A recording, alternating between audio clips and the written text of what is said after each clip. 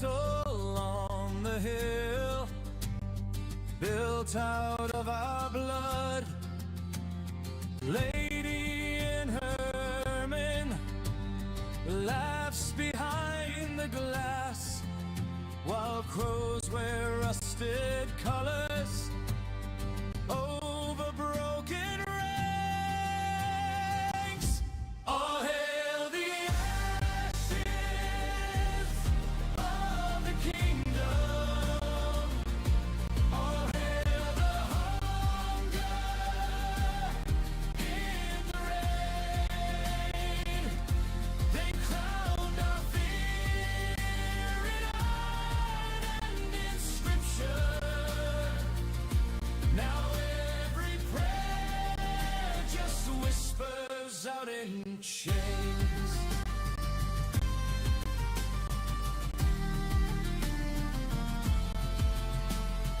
Riders in white surcoats, spur-stained dark red, swear an oath to heaven for the silver in their bread.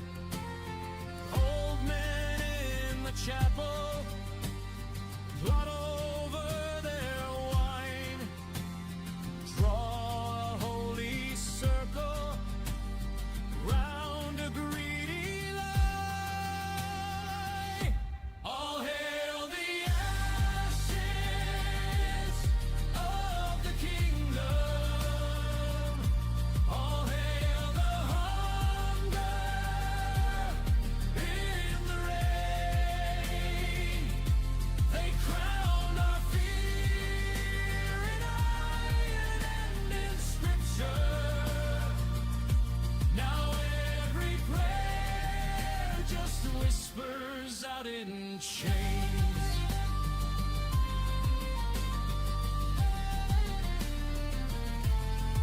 They said the king was chosen by a distant shining hand, then blessed the blade that cut him, left his body in the sand. They preach that we are wicked while they pass the secret keys, trade souls for lands and titles, call it fate, call it decree. All hail the ashes of the kingdom. All hail the hunger in the rain. They crowned our fear in iron and in scripture. Now every prayer just whispers out in chains. All hail the fields that fed their feasting.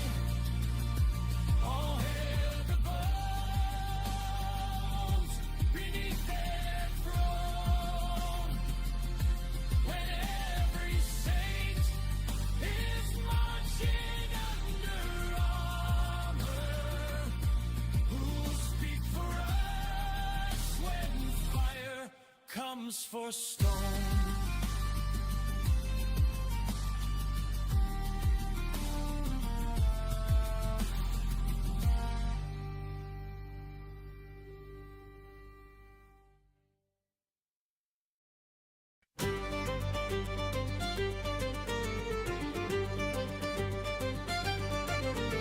Steel in the torchlight, helmets hiding every face, laugh in the banquet, poison folded into grace. They came for the princess, shadows under jeweled flags, whispers in the corridors, hands reaching from the black.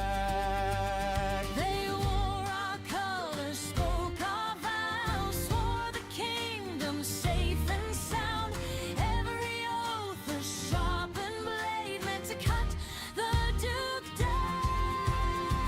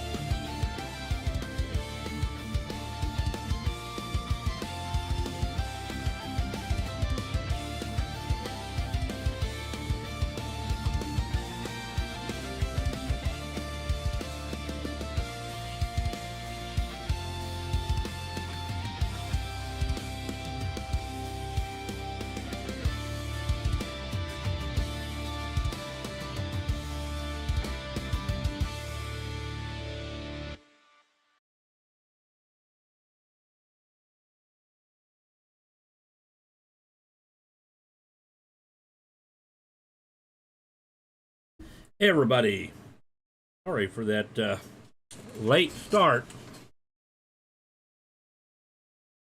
Like it's Monday. So usually it's just me and two kids. One is homeschooled, the other one's two.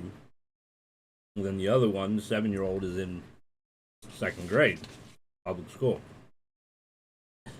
But we've had snow. The school's been closed. So all three little boogers are at home with me. So it snowed on like Sunday, Monday, and school's been closed pretty much all week. And I'm assuming it's mainly to do with secondary roads, not being clear or whatever and being frozen. Which, my thought process says that shouldn't be a big deal. It's called get your plows down there and get your people to do their jobs. What are we doing?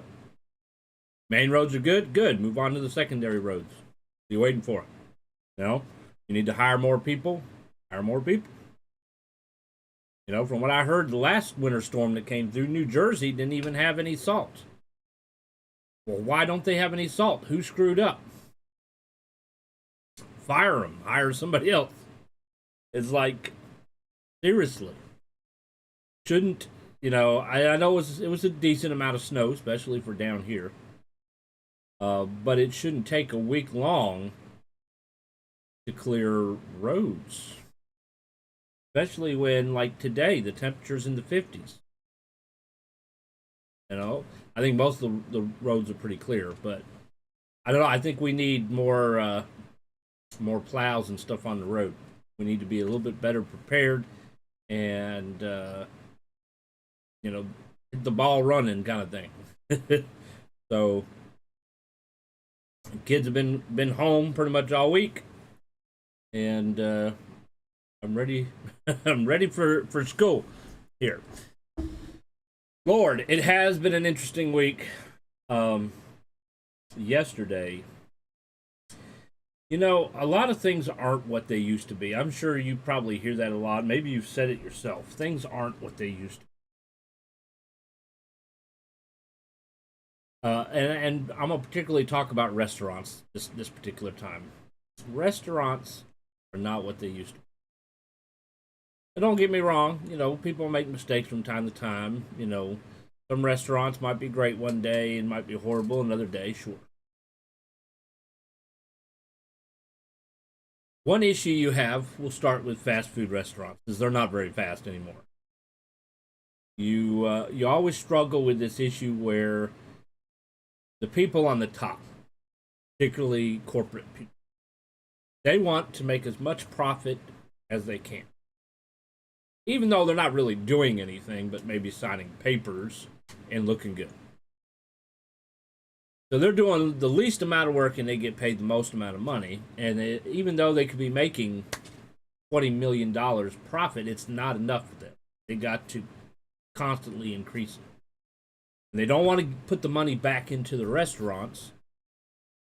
They leave that for the restaurant to figure out. So if you have a restaurant, and it's kind of the same thing with any business that's struggling financially, well, lots of times it goes out of business. They don't care. They probably can write it off. It's probably what they do. Or from what I've heard, you can actually get a life insurance policy put on your business. So if your business goes out of business, it's like the business died, and then you can get life insurance from it. And so I'm sure they're probably doing that as well.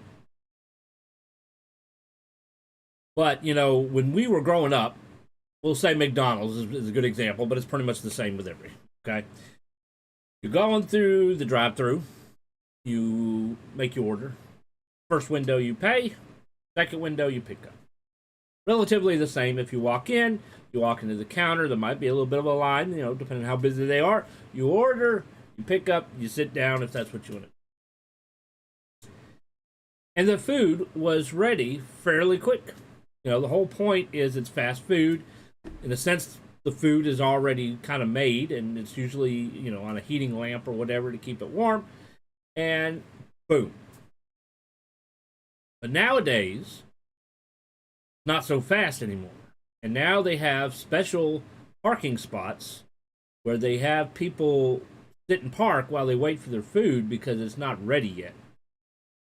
And they do that because apparently they're on a timer, and if they don't get the next car moving, then they get in trouble for that. So they have you move into a parking spot. That way it doesn't upset the timer.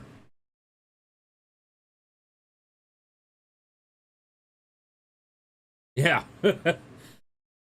But the difference between then and now is you have fewer people in the kitchen. You have maybe one or two people at the register, dealing with the diners, and maybe one person at the window. Sometimes the ones that are dealing with the diners are also the ones at the window. And so nowadays, not only do they have to deal with short staff, they have to take care of the diners, the people that walk into the restaurant. They have to take care of the window, people pulling up in the drive-thru. And now they also have to deal with things like DoorDash and Uber Eats and these third-party companies that hire contract employees, I guess 1099 employees that have to figure out their own taxes and deductions, are now coming to pick up orders. So now they got to deal with online orders as well. And it slows down the process. And that's part of the reason why it's not as fast, because they got too many orders. Drive-throughs handled by AI now, isn't it? There are some fast food restaurants that are completely automated. They might have one person making sure that everything is running or whatever.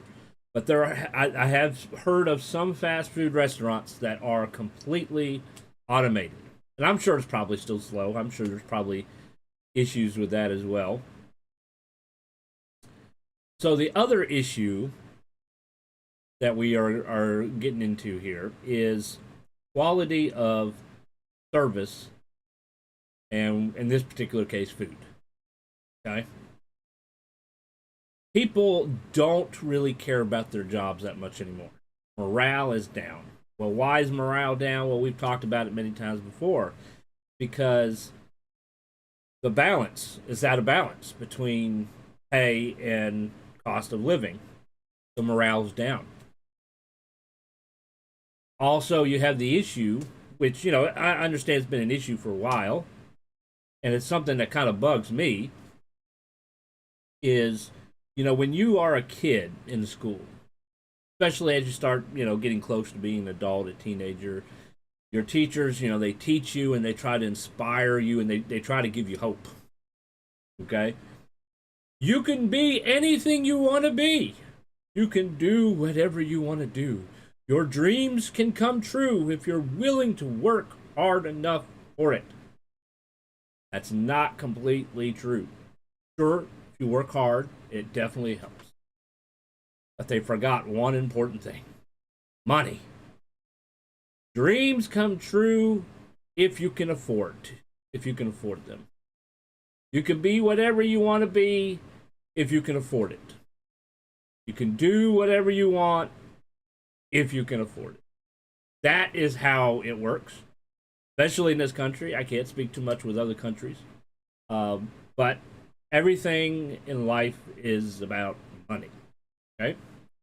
So, when you go to college, particularly, you have to make a decision. Do I invest time and money I don't have, that I'm getting an overpriced loan with a very high interest rate that I can't bankrupt and I'm stuck with to the day I die? And do I use that money to pay for an education on something I want to do, that I enjoy doing, and that I might even be good at? But there's hardly any jobs. Very few jobs. The likelihood of me actually getting a job in that field is going to be slim.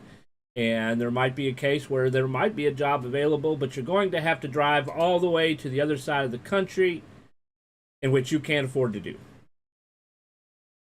Or do I go into a field that I really don't like, don't want to do, maybe not even skilled at, because that's where the jobs are and I need to make a living? So that's the other reason why morale is crap at jobs, is because besides the work environment, where we won't even get into discussion of the work environment, because people have to decide, do I do what I enjoy and maybe not even have a job and maybe not even make an income? Or do I just settle with this job that's going to give me an income, might not be the greatest of income, but at least it's an income, and I can't stand the job? So that's kind of the issue you have, why quality of service and products are crap, is because people hate their job. They're not happy in their life. That's the biggest reason. And, you know, I have to say, even personally, that's a struggle that I deal with. Because I was fed the fantasy that you can do whatever you want, be whatever you want. You just got to work for it. And then you work for it and it's not there. Or it does nothing for you. It was a complete waste of time and money. And then you have to do things that you don't want to do, just so you can survive. So the whole American dream, I'm sorry, is a lie. It doesn't actually. That's just kind of how it is. You know, as I was getting to graduating high school and going to college, I was struggling with that thought process. And I was struggling with the things like, okay, well, what jobs are out there? It just felt like the career and job pool, whatever you want to call it, is very small. There's not really that much jobs out there. So it's like there's a lot of people, and myself, you know, was included in that. What do you want to do? I have no idea. What is there to do? There's really not that many options out there. You know, I have no idea. I don't know what jobs are available, and it just seems like it's a small amount. And I think that's a big issue in this country. But whenever you talk about unemployment and employment, their answer is to build another factory, to employ, yes, a large number of employees who really don't want to be there, and it will show in their work, and so that they can make millions more in profit. Let's see here. Catch up on chat. The beatings will continue until morale improves. There are no jobs available. They're all taken by, and I'm not saying it again, yes, in a case, yes, AI and robots. And yes, there are fast food restaurants who are hiring. And there are fast food restaurants that are paying $12 an hour. Okay, that's great. But who wants to work at a fast food restaurant to the day they die? You know, maybe if you're the manager and you're making a decent salary, but who wants to make burgers at a fast food restaurant that they don't own? $12 an hour. And then when you try to take a day off, they tell you, well, no. Come to work anyways. People don't want that. You know, just like people, you know, complained about raising minimum wage because minimum wage jobs was supposed to be temporary employment. Teenagers starting out in the work field, working in McDonald's, working at Walmart, Food Lion, whatever, retail, was supposed to be a temporary job. Minimum wage is not meant to be permanent, but it is. And that's something that needs to be changed. There are many entry-level positions that are no longer available. Without entry-level, how do you get management level? Yes, that's the other thing. They don't want you going up the ladder either. Okay, they want you to stay down at the bottom, because if you go up the ladder, that means more pay, and that means better benefits, maybe even bonuses. They don't want to give that to you. You know, and then you have the other jobs that, you know, they want you to have this number of years experience and training in that field. Okay. But how do you get that kind of experience if they don't include whatever you learned in school and training? Because usually they don't. If nobody wants to hire a beginner to get them to be experienced. So nobody's ever going to be experienced because nobody's willing to hire them. So you just sit around waiting for an opportunity, and hopefully you'll get one before you die. That's kind of how it is. Truck driving is one of those experience required catch-22s I've heard. I could never be a truck driver, to be honest with you, for several reasons. I did work security at a chicken plant, and I got to talk to a lot of truck drivers, and they're complaining, and I've also dealt with truck drivers with attitudes and whatnot. No, thank you. I like to go home every day, for one, so I couldn't be a long-term driver kind of thing. It would have to be kind of local.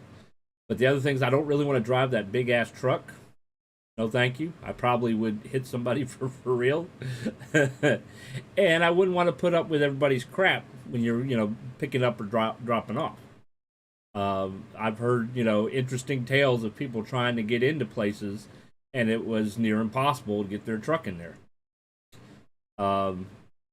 Working at a chicken plant, you can imagine that there's not the best of smells. But you would also get truck drivers that never took a bath, partially because there's incentives. If they get there quicker, they'll get a bonus. So they're trying to make extra money, and so they don't take the time to bathe. And so they stink worse than the chickens. And so no thank you. If you like being a truck driver, that's great. We need truck drivers, obviously. Just not for me. But you do see a lot of those kind of job ads that they're always looking for drivers. But anyways, so we went out to eat last night, my wife and I. Her birthday was Monday, and the snowy weather definitely did not make it all that nice. Yeah. So we went to a Hispanic restaurant. Well, we were gonna go to a bar and grill called Duffers, but it was like a 25-minute wait. There was a lot of people waiting there, and we didn't really want to wait that long. So we noticed on the other end of the shopping center or whatever, there was a Mexican restaurant with no line, and we've eaten there one time before. So we went in there, and there wasn't too many people sitting down. And we're like, great, we got seated right away. All right, so my wife ordered a quesadilla, a shrimp quesadilla, and I ordered a steak torta. If you don't know what a torta is, sort of like a sandwich kind of thing.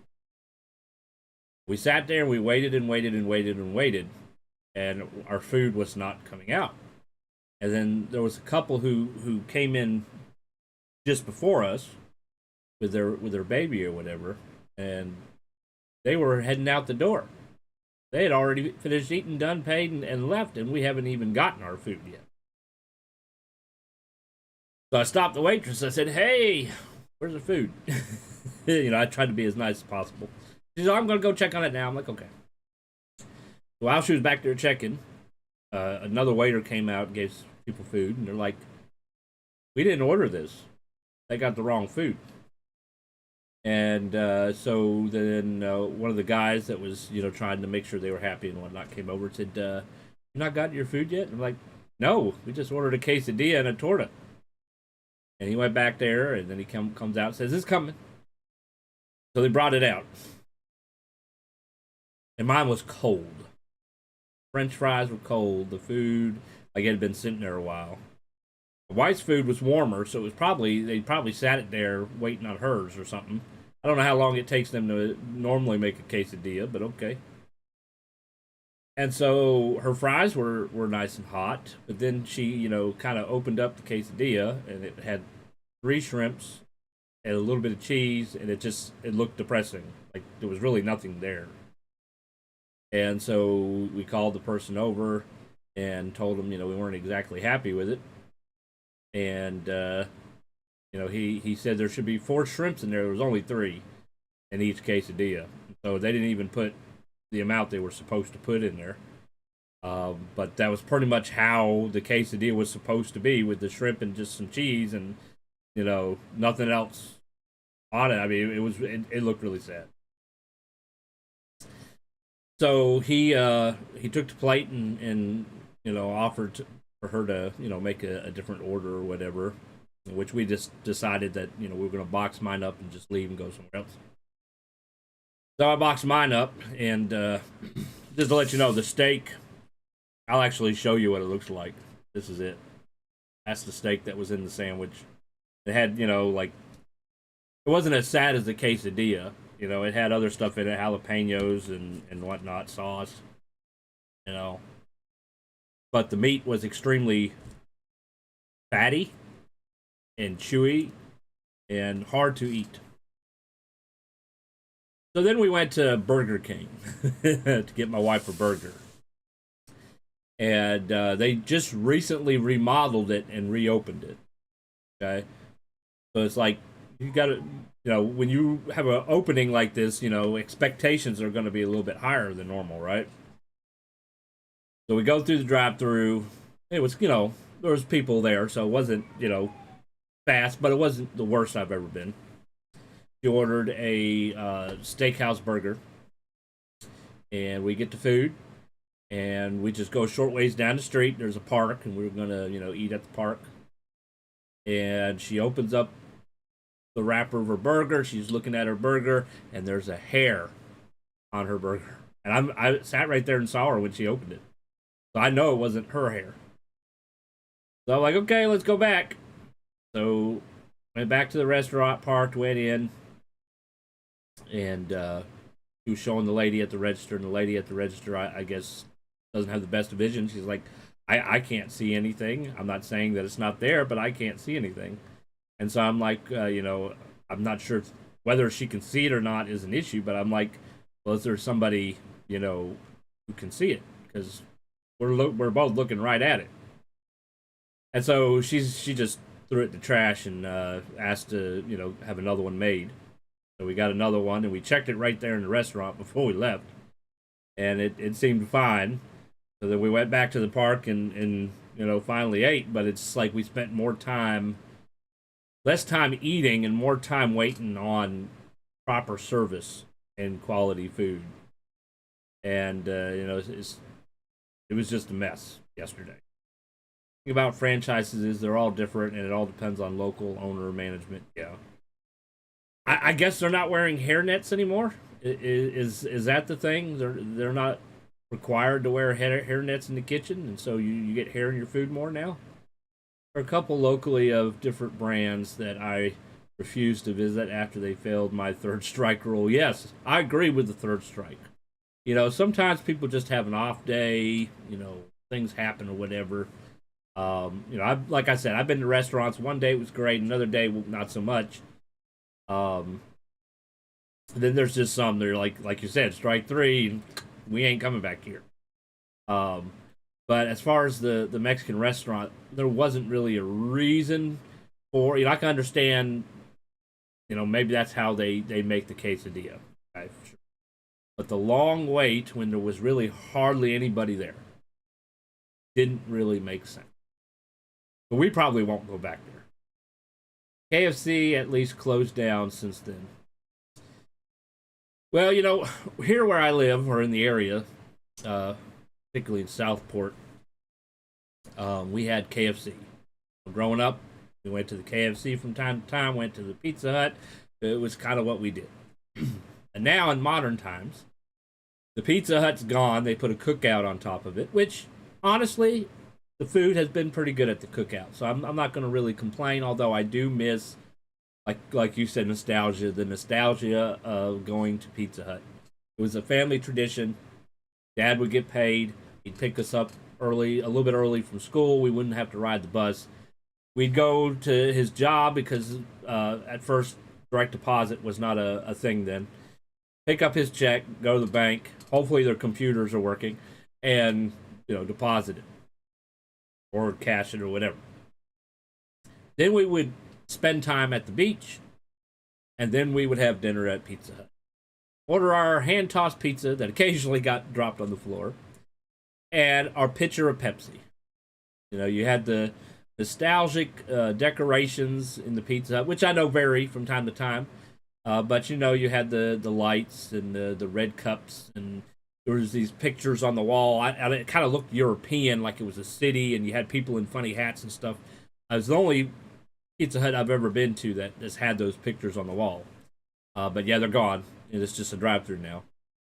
The KFC eventually became a KFC and a Taco Bell combined for years. After this was after we had already moved because I would vacation here, obviously, and we moved back here. But they recently decided to just cancel the KFC and just do Taco Bell. So now there's no KFC in Southport. You have to go to Charlotte, I believe it is, to go to KFC, or just go to Bojangles if you like the spicy chicken. Oh my God, I remember eating pizza at the pizza place. It was incredible. They don't even have tables anymore. You're lucky for benches to wait for your pizza. KF Bell, spicy chicken specialty. But, yeah, it was just kind of a mess with a restaurant. It's like, shit, might as well just stayed home and made my own. It probably would have been better, right? And I guess that's why some people probably don't go out to eat normally, is because, you never really know what's going on in the kitchen. And then, everybody's wanting tips.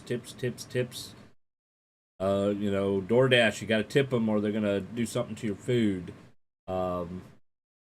Waiters and waitresses, they want tips, and they really want a certain amount of tips or they're not happy. I've had waitresses chase us out the restaurant asking, where's my tip? And it's like, you forgot to tip. I'm like, well, here's the tip. Don't run out of the restaurant after people. You're probably not going to get much of a tip, Yeah, exactly. Now, this particular lady who was the waitress at the Mexican restaurant, I didn't give her a big tip. I gave her $2. And I usually tip $5 or $10 if the service is really good. I don't usually tip any more than that. My thought process is my money's going towards the food, and your tip shouldn't be based off of a percentage of how much my food costs. Your tip should be based off of how well you're doing your job. It has nothing to do. If I'm spending $100 on food, why should your tip be based off of that? Especially if you're doing a lousy job. Not to mention tips are supposed to be optional. It's a gift. I'm thanking you for serving me. Okay? This is why I believe waiters and waitresses should get minimum wage and not $3 an hour and then tips. But that's another discussion. We won't get into that. That could go on forever. So I gave her $2 because the thought process was you didn't really do a good job at making sure our food was coming to our table in an adequate amount of time. You should have been going back there, where's the food? Where's the food? Hurry up, hurry up. And coming back and checking with us. You refilled our drinks once. And it's kind of like, And then there's people who want tips that is not even a job you would normally tip. Like, here's the question. If you are picking up your food, instead it's not being delivered, you go there, you pick it up. Should you pay them a tip? They're not technically serving you. They made your food, but, it's not like a waiter. Nobody really tips the cooks. I mean, occasionally they might have a little bucket there at certain restaurants where you can put something in for the cooks, but for the most part, people don't officially tip cooks. So who are you tipping? Self-checkouts. Some of them have options for tips. Well, who are you tipping? You're the one doing all the work. I've heard tales of landlords wanting tips. Why? I'm paying you rent. And to be honest with you, this was kind of new to me. You go to a barber shop or a beautician or hair salon, whatever you want to call them, you pay them tips too. And I'm like, I don't remember paying tips getting my hair cut when I was growing up. Especially, I guess maybe if it's a franchise or something. But if they own it, it's like you're getting the money for the haircut. What do you need a tip for? You've already been paid, And then at restaurants, okay, if you go to a restaurant and you have a party of a certain amount, make sure you check that receipt because they make you pay a gratuity. So you've already paid the tip. You were forced to pay that tip. It was not optional because of your party size. Do not double tip. They've already gotten it. And a lot of people sometimes they forget about that and they end up leaving a tip and they've already tipped. and they're out more money. You know, and people are like, well, if you can't afford to tip, you shouldn't go out to eat. Okay. Well, if everybody stopped going out to eat, what would happen to your job? You wouldn't have one. Restaurants would have to close because nobody went out to eat. You know? So it's like people should really be careful what they say. Stuff like that. People want to be smartasses. But anyways, we had a bad experience with eating restaurants, and I'm sure, you know, the next time we go out to eat, it might be fine or whatever. But it was just gotta sad. the one moment we had, just the two of us, we spent waiting for our food instead of doing anything else. But snow was great. I shoveled out the snow out of the driveway. Spent the morning doing that, which, you know, was nice and cleared. Got to do the back patio though. Kids played in the snow a little bit. It was nice to see. And now we're kind of heading back to the daily grind. Wife's back at work. Obviously, I'm here, and I'll have classes on the weekend. And I'm thinking my daughter's probably going back to school tomorrow. Hopefully. Oh, haircut tips have always been a thing. My grandmother was a hairdresser out of her mobile home. I remember tips being a thing for her. They weren't asked for or required, but she had a tip jar. Okay. And there's actually a lot of people who, you know, do hair out of their own home. It's like a home business kind of thing. I mean, hey, it's less expenses, right? I get it. Why pay rent if you don't have to? You know, just one rent payment instead of two. So I mean that makes sense to me. Tips, I'm just not as accustomed to it for hair. I mean, where we get our haircut now, I usually leave a tip. That's usually, you know, I take me and my son, we get our haircut, and you know, I pay with a card. Whereas back in the day, we paid more with cash than we did with a card. But you know, you can set your tip amount. And but no, back in the day, the tip was okay. So if I had change, you know, back, especially if it was, you know, a few dollars change, I don't mean like a quarter, you would just be like, keep the change. You know, that was your tip. You know, that's kind of how tips were kind of done back in the day.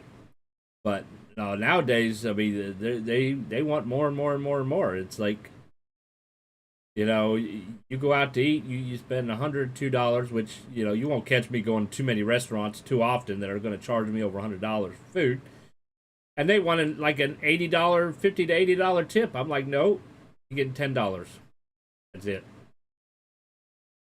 15 haircut, throw a 20 bill, keep the change. Yeah. You know, it's called people are greedy. Okay. Because, I mean, if you think about this, if you're working full time, so an 8-hour shift,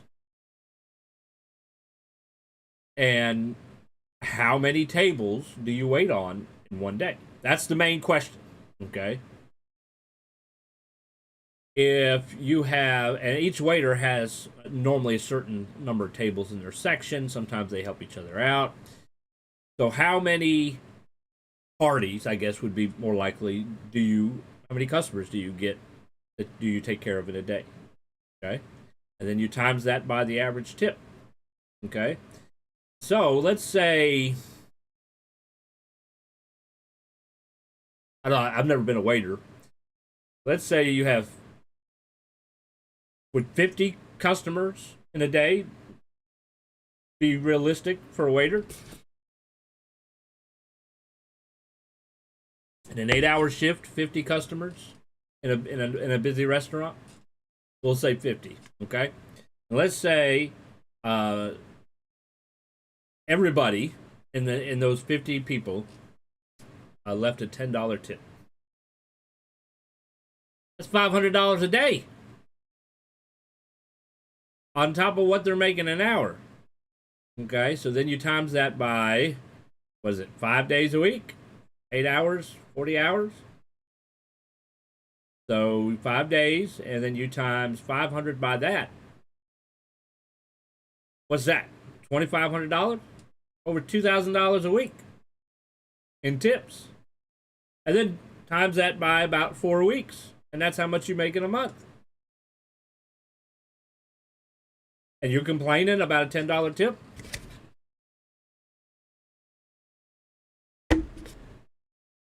Hell, I wish I made $2,000 a week. That's more than my mortgage payment. Mortgage payment's $1,700. And my wife, you know, that takes one of her paychecks right there. Boom, gone.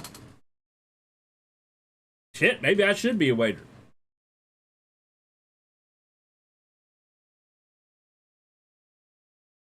I don't know if I could balance all the dishes and whatnot. But I can tell you one thing.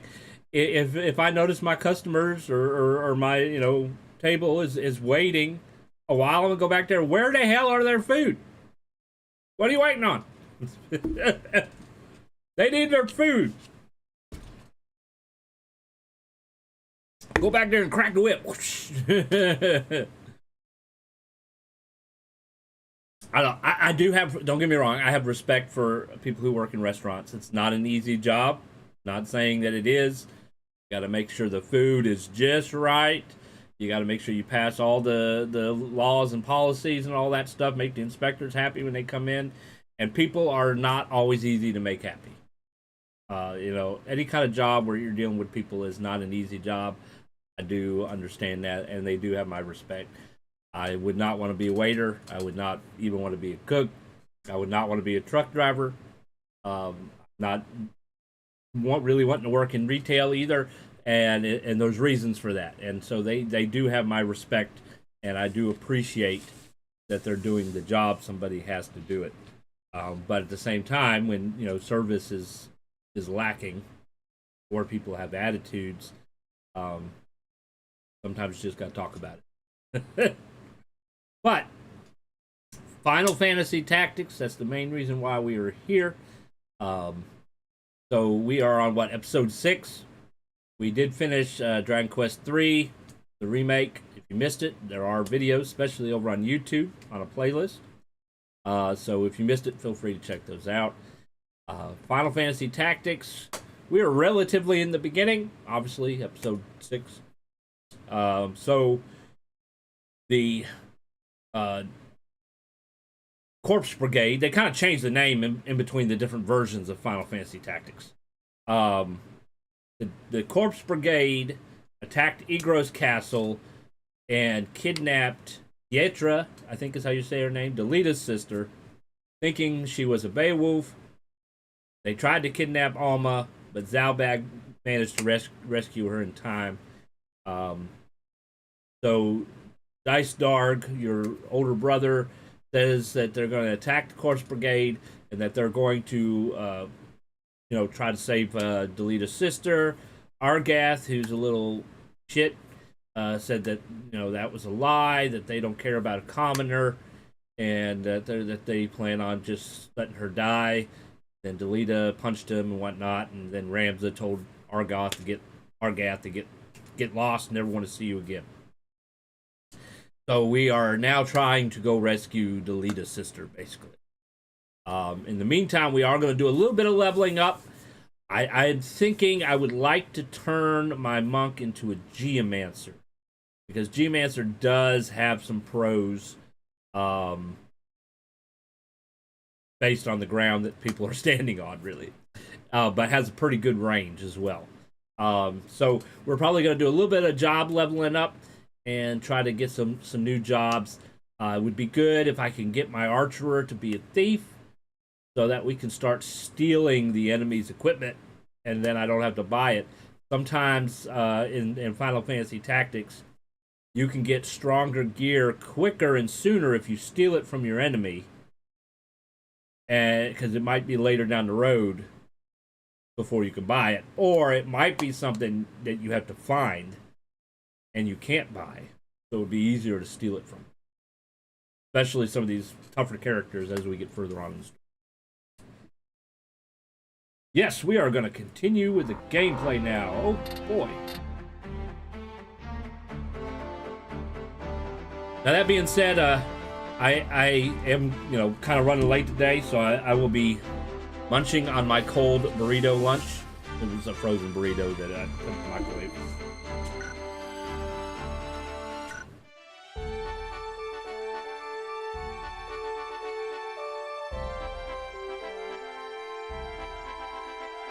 So, this is where we gotta go, ultimately.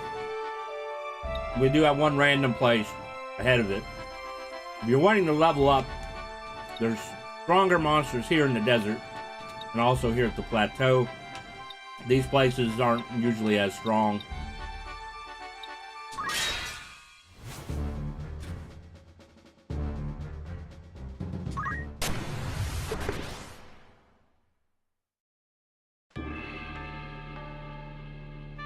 Lurk mode is fine. You're welcome to lurk.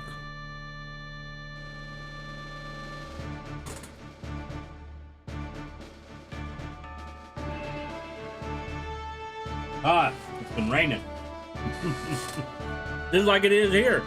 Look at that, rain in the game too. Alright, we got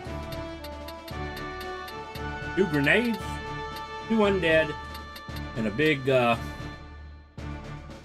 Wizenkin, I think is what they called. I think they were called Bull Demon in the original, weren't they? Alright, so he's at level 12, 14, 11, 14, 9, and you level her. Alright, so I do want to level him up.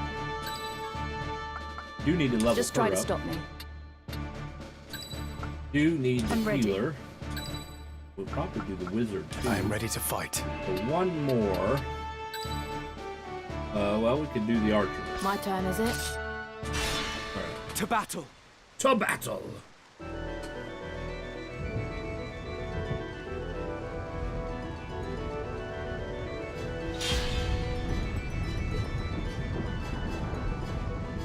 What's my next move? Move my cup here. It's making it down on the mic. Alright. Let's see.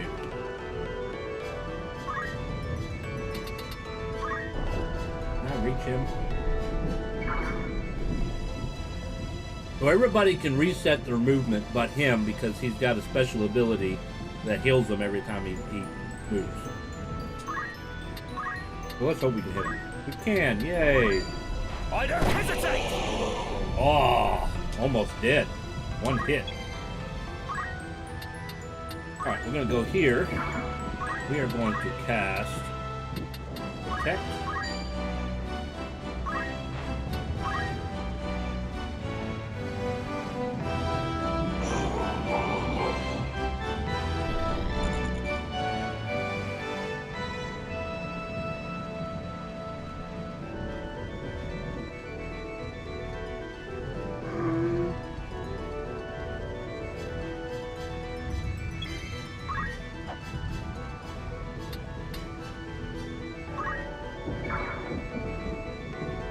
No. You don't really need Protect. He's got heavy armor on. Not gonna be able to reach. He does need Protect though. Can look at her. Definitely can't reach.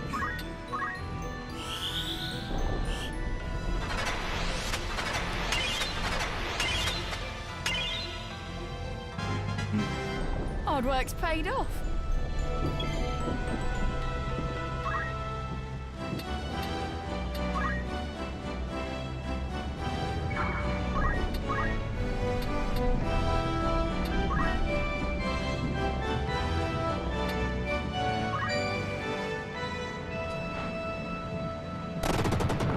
Ah, you made it.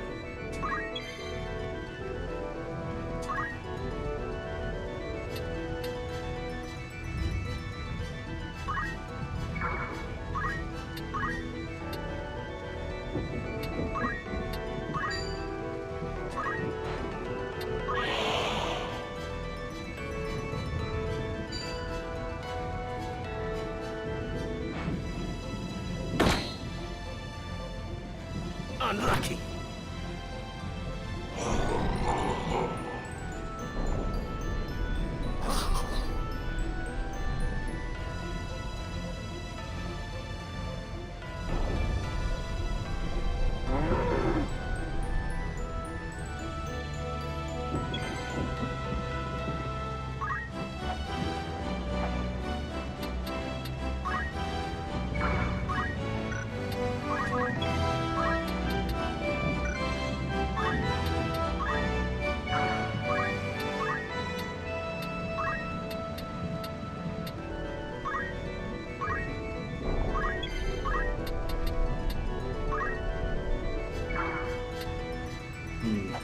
kick? Probably not. Ooh, I could. Ah!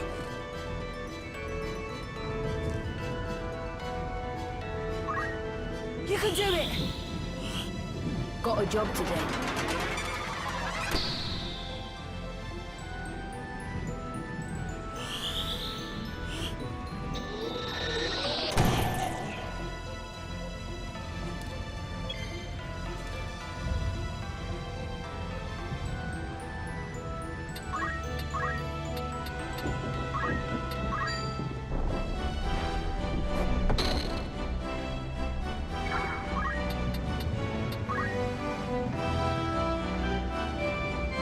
Coming through.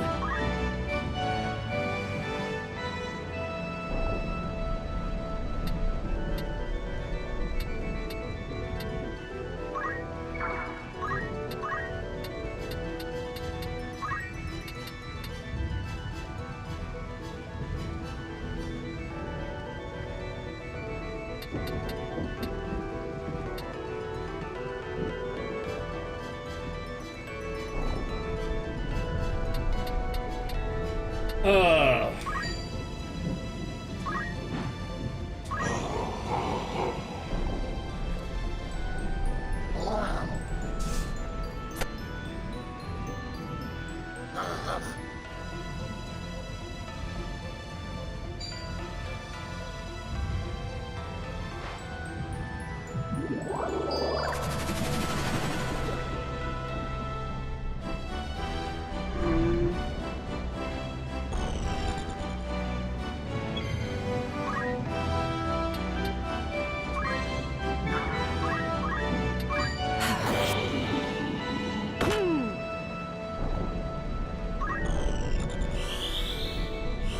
I could get used to this.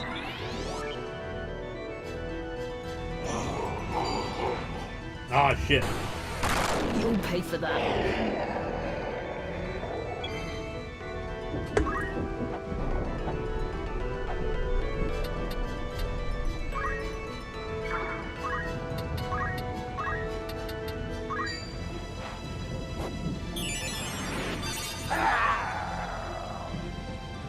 Not my finest hour.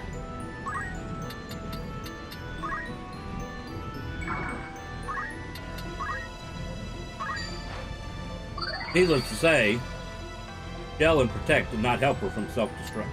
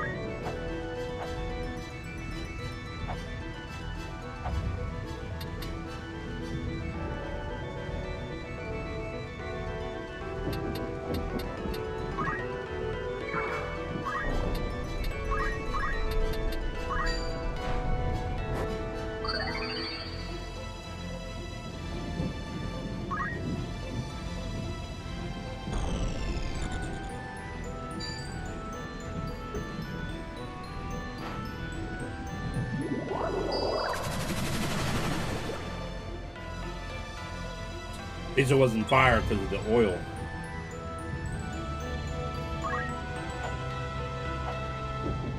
Alright, we're gonna move back, and we're gonna have her heal herself. This will also give her job points, which is really what we want.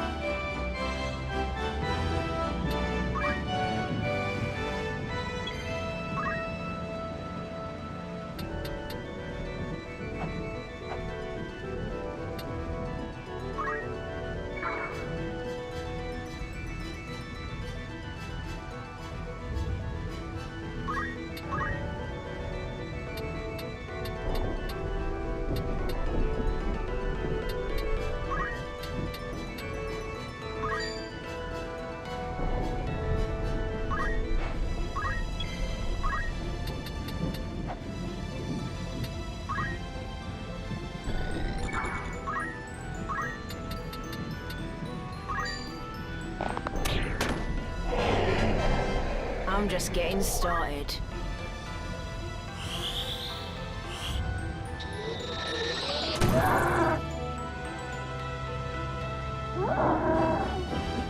And hit points left.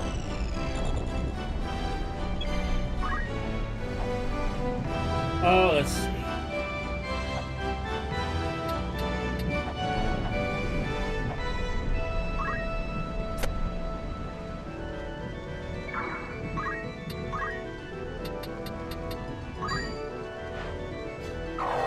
You saved my skin.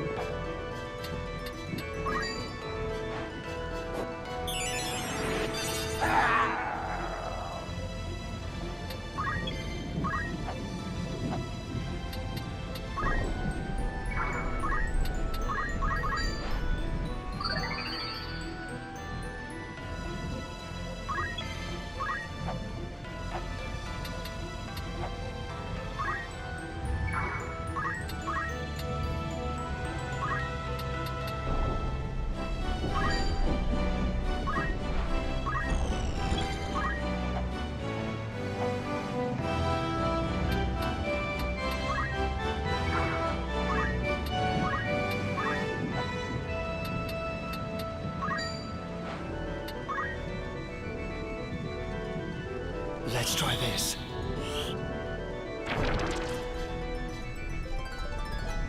I'll give my all. The poison might kill him. Or the counter. Like it.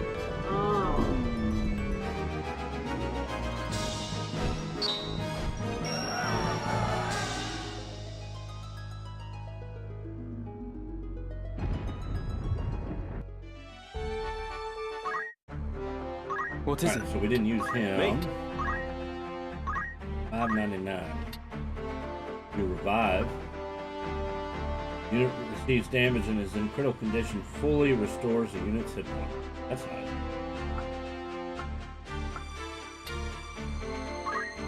We revive. That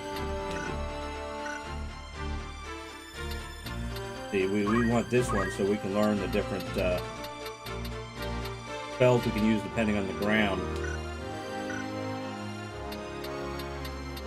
Problem is, if you're not on that ground, you can't use that spell.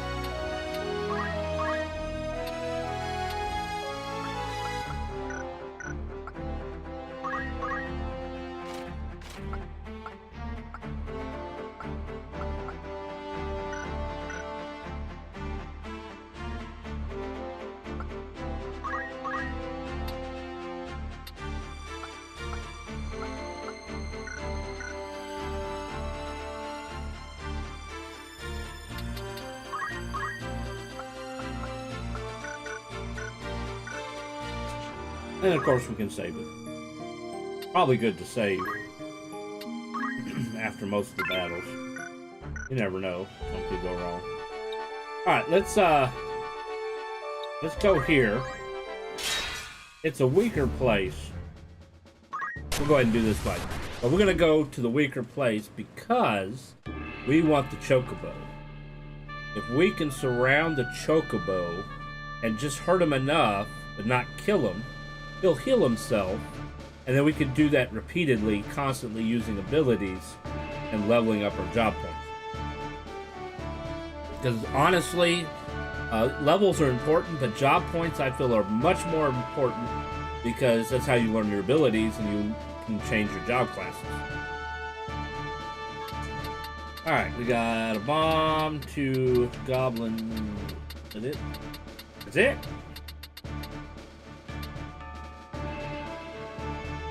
Alright.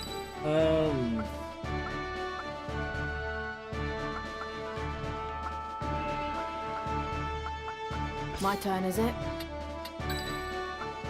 We will triumph. Just try to stop me. Ready when you are. Never a doubt. It's time. It's kind of cool in this. You don't necessarily have to have Ramza in your party, whereas like in the original you did.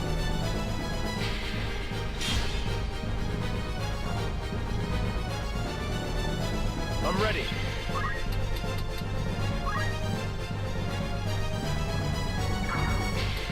Where to begin?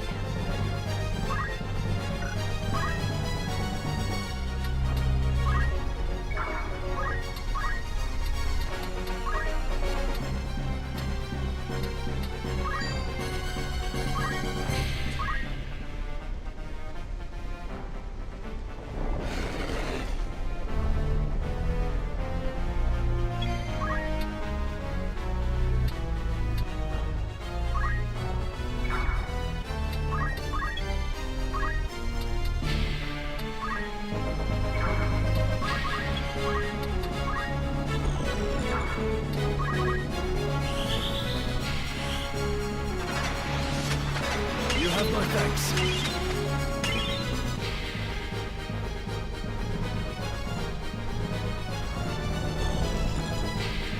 Leave it to me.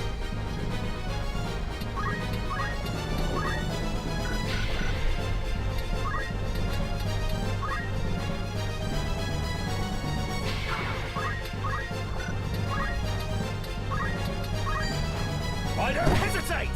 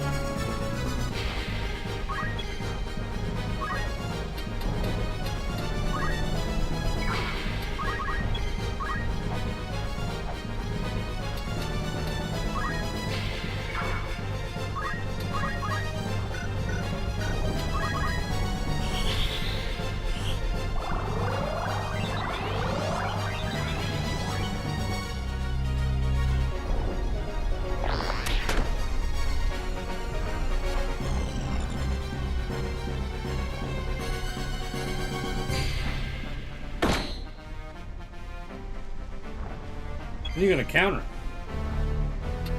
I use something. Of course not.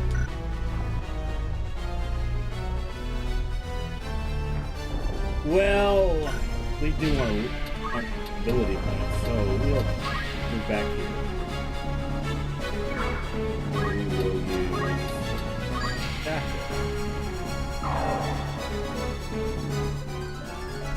Not bad at all. Storm's brewing.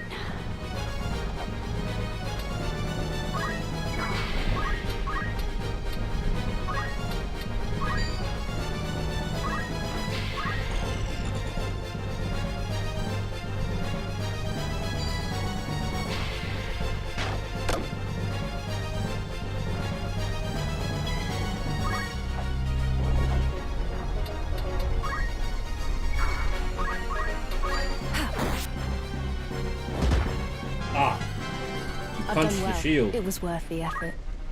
I'm here.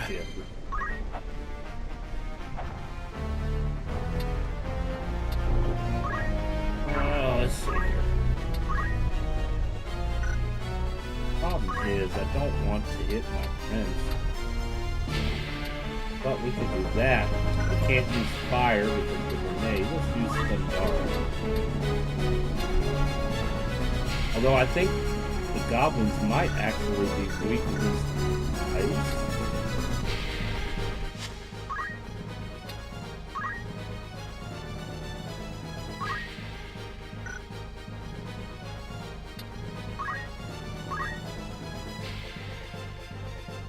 Weak against ice. So we will use Blizzard.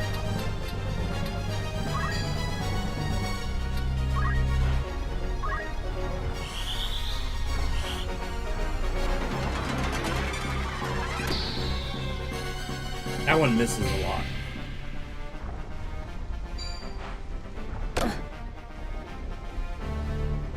Where am I needed? Where are you needed?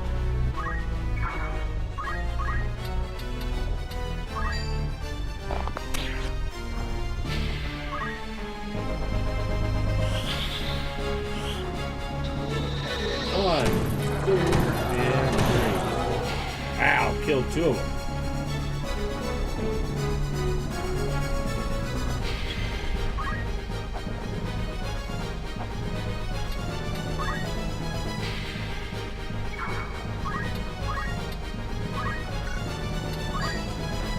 This will do me good. I thought she was gonna be in it too.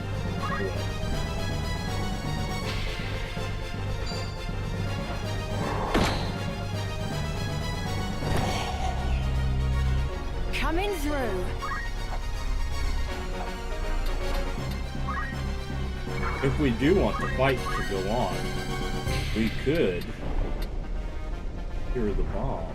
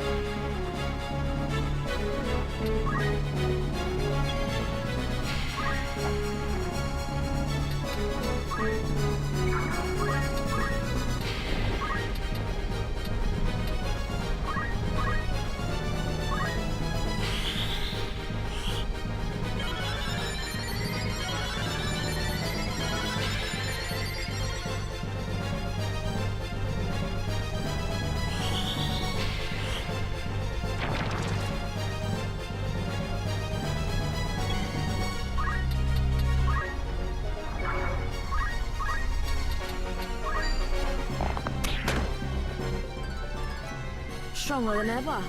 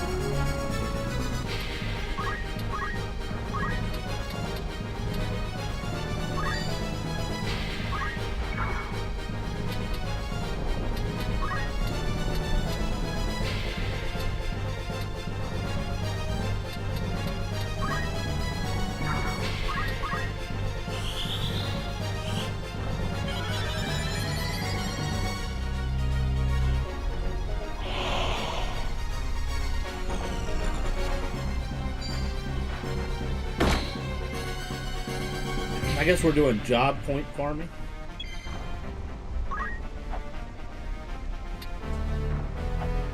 I just can't quite reach him. That's why she's not leveling up very much. I'm ready to fight. We can't get to him.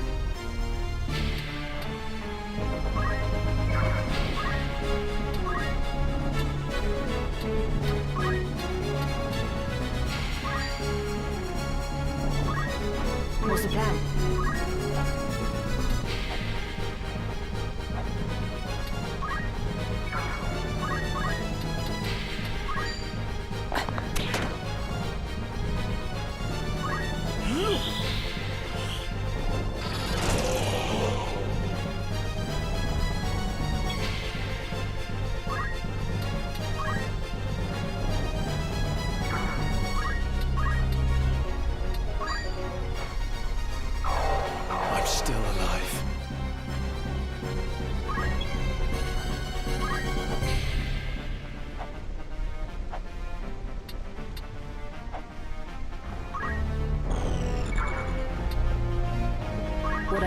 thanks.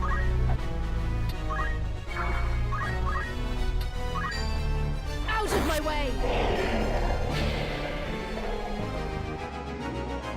She got a little bit. All right, Michael.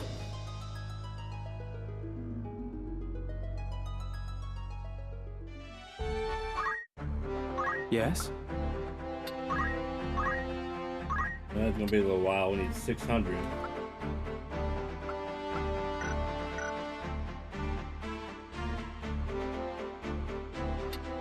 We're gonna need what, 150 in order to earn one of those.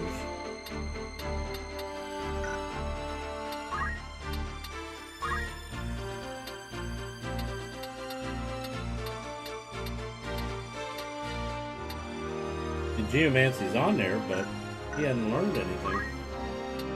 Has he? He hasn't learned anything. It's not like he can use it.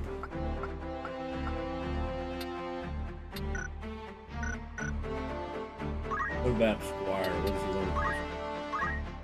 He can throw a stone.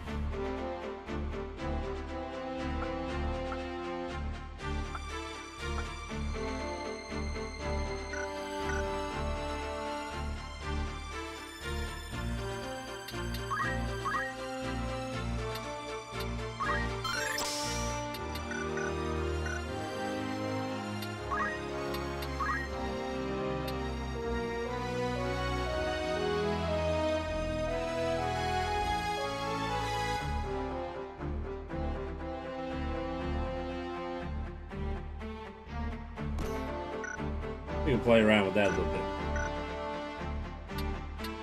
What?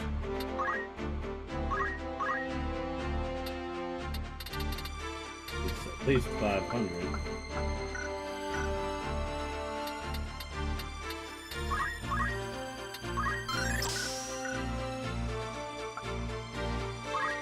He hardly got anything at all.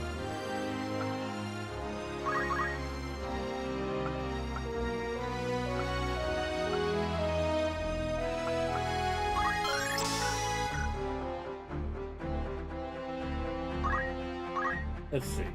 Aim goes on and on and on.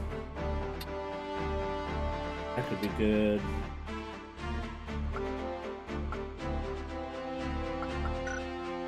I'm gonna go ahead and change her job to thief. Not bad at all.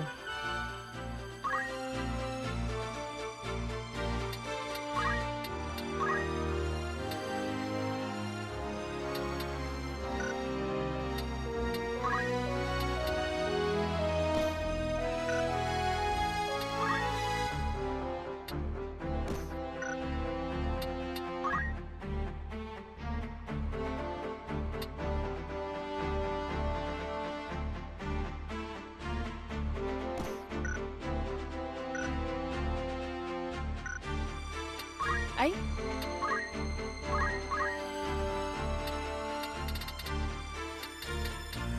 Looks like we can get Kiraga. That will be nice.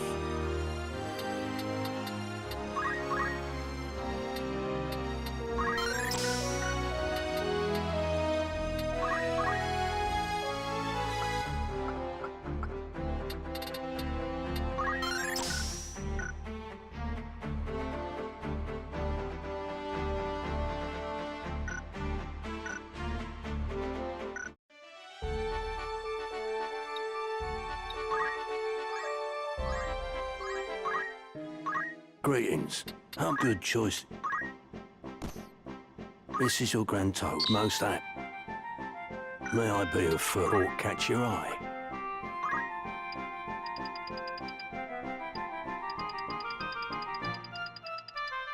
Are you happy to anything?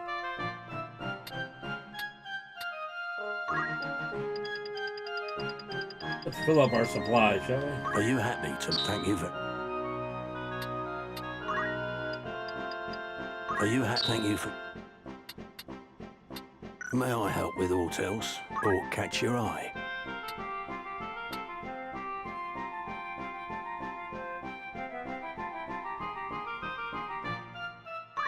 Are you happy? Thank you for... May I be of further assistance? Good choice.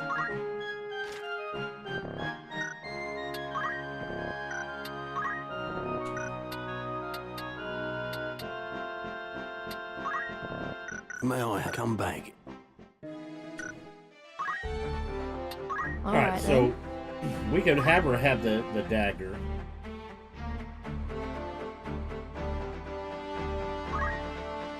We also have her do Night Slayer, which is a little bit weaker by 1 point, but it gives her more range and can cause blindness. Let's do that.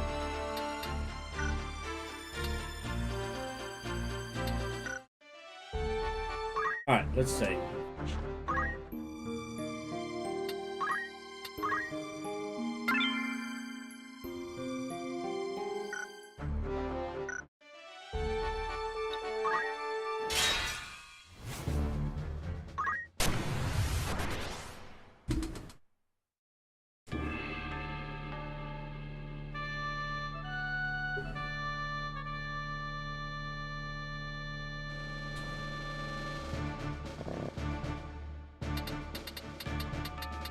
One chocobo and 2 goblins. Only 3?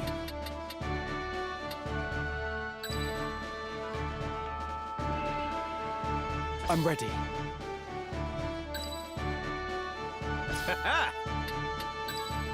Just try to stop me. Ready for battle. All right. Forward.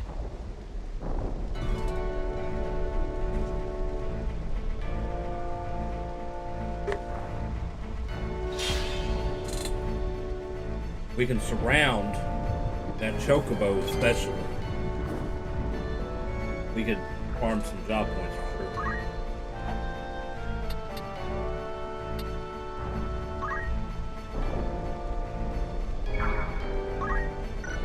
What's the plan?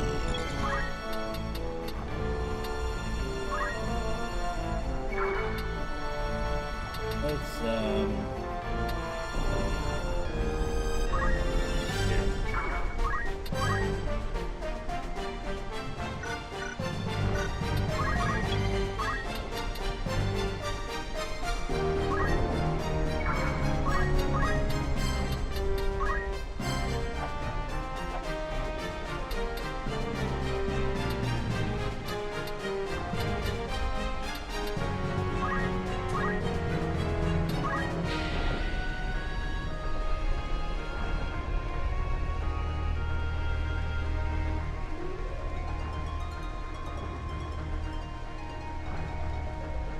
It's time.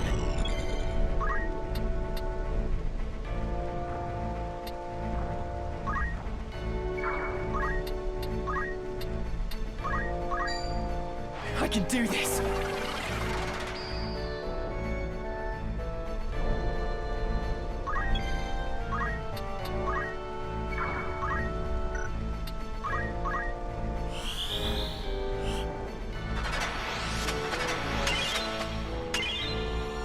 at least you got one. Just getting started. Just getting started.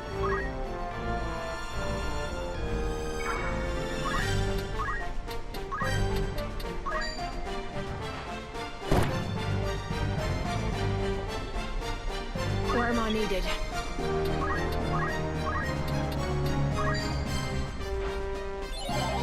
Ah, charmed.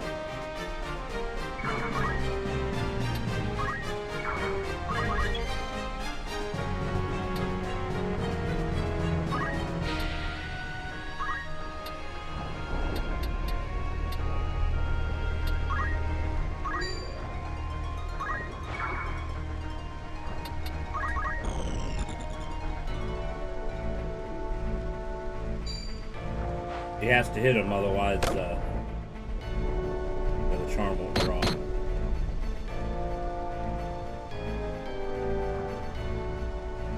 Ah, going after White Mage, right?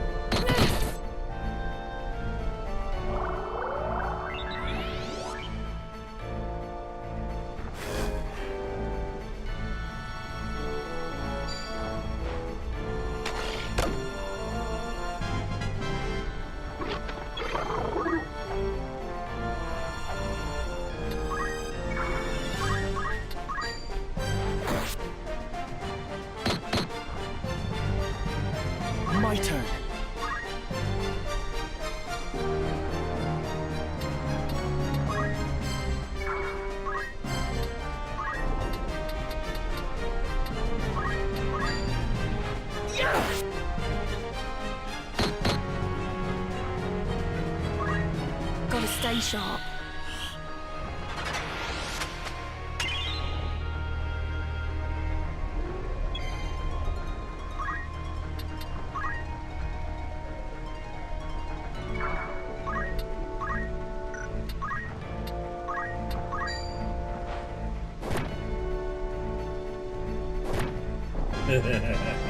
Not bad at all. I'm thinking the chocobo is stuck and can't go nowhere.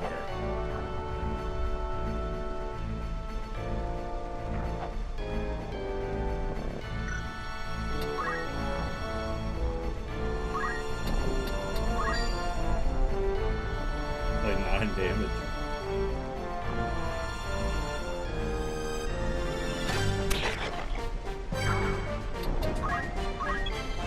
I didn't need to stay with the dagger.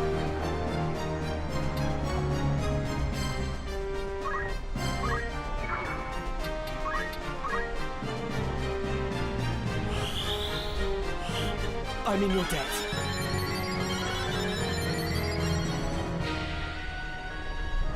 Right.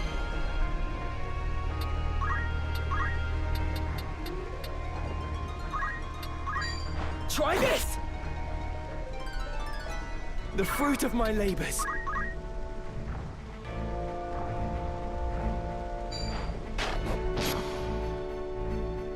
An opening.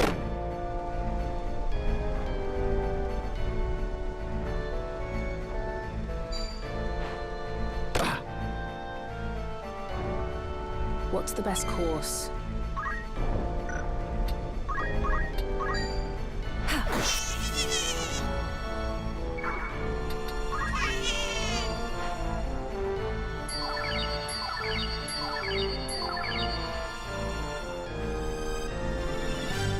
Ah, it's stuck.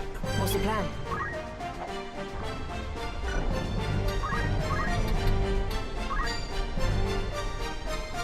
Wow, that damage is awful.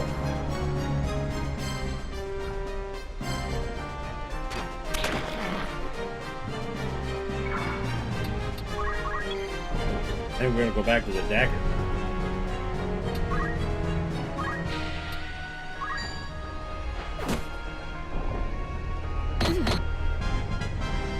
Still a long way to go.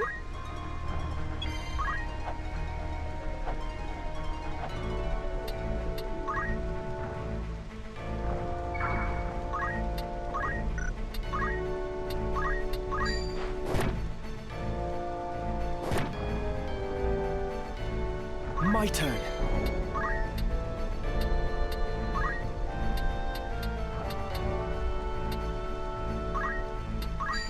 How about you? I feel stronger.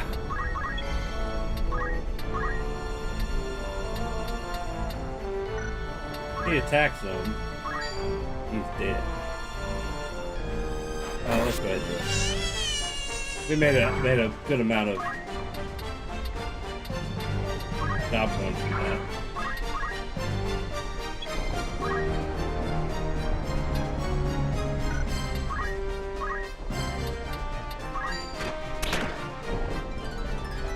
Stronger than ever.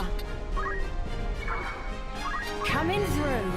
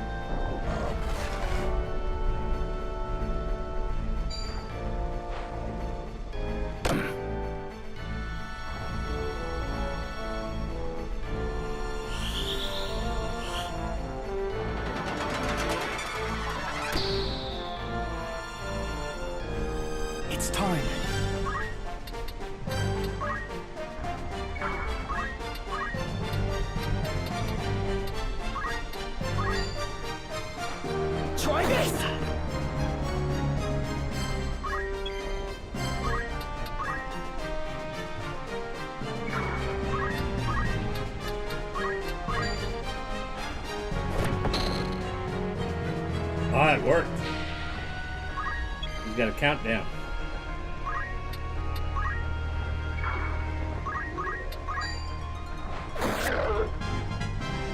It was worth the effort.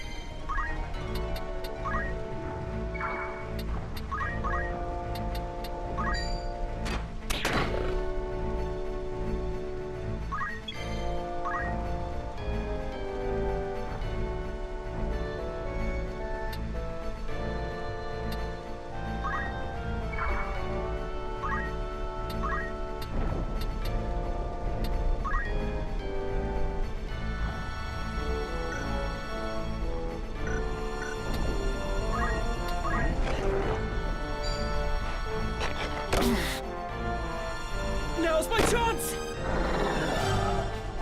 One left.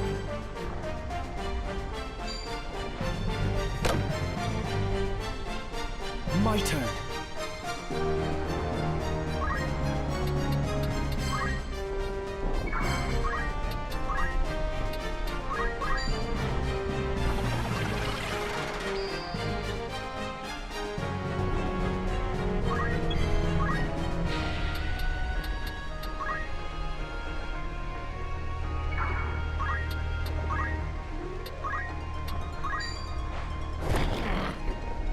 Where to begin? Oh, I can't lower it.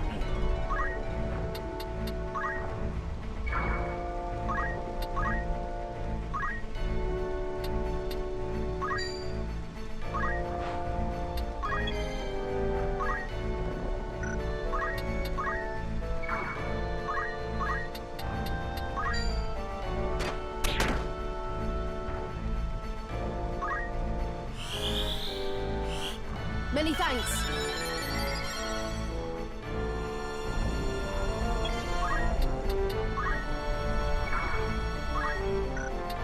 Right. Trust in yourself.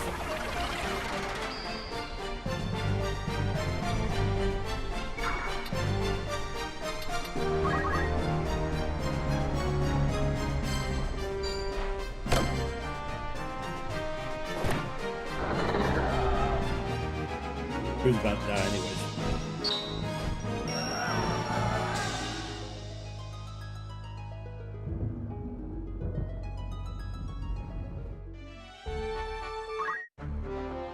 What is it?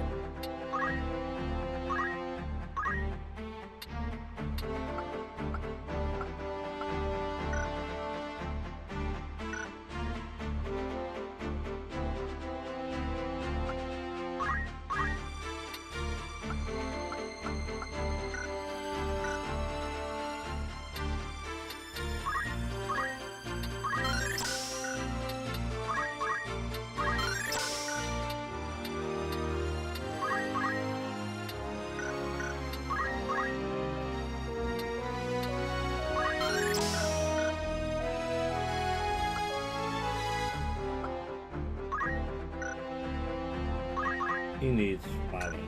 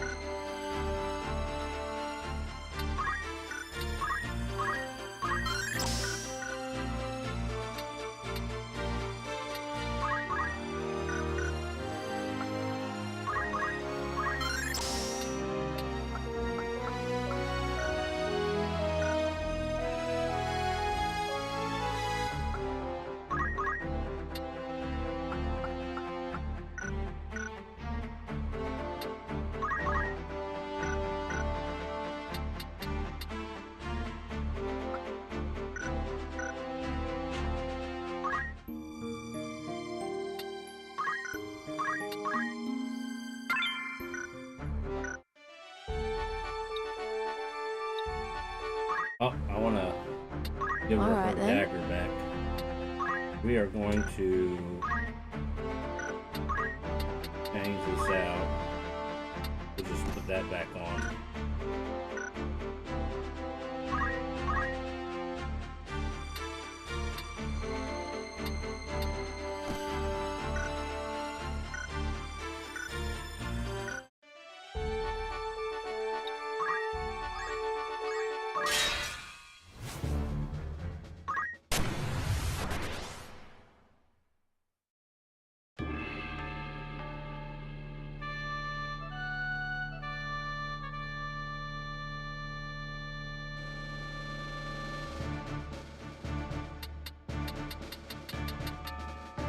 Chocobo, a goblin, 2 cats.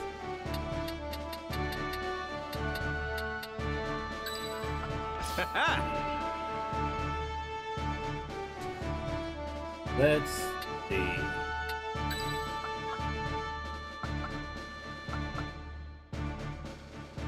Just try to stop me. Just try and stop me. All right.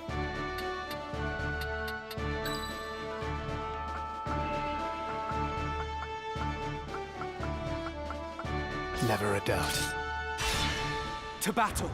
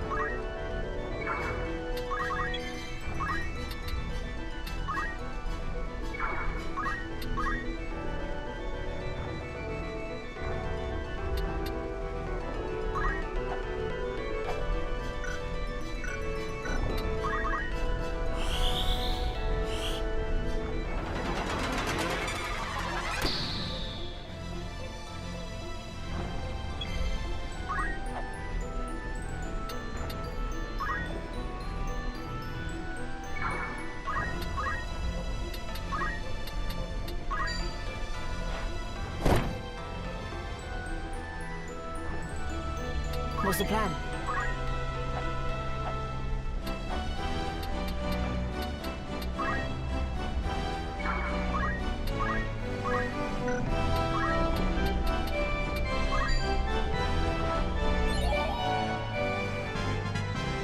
Stronger than ever.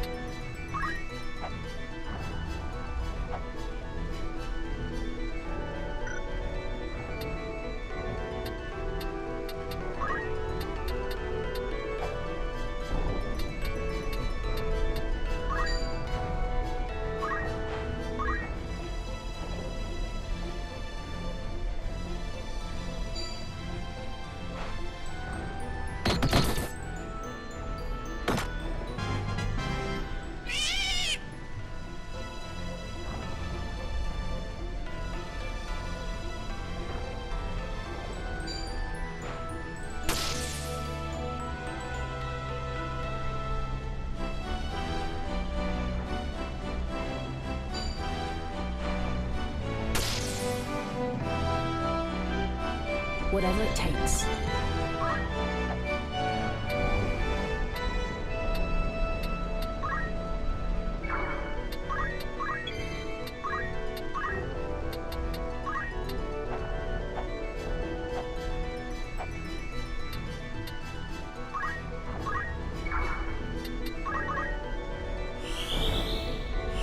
Thank you.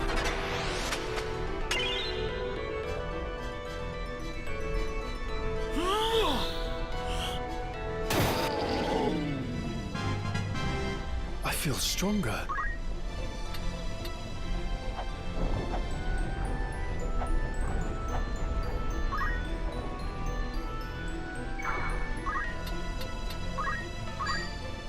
You only get the one.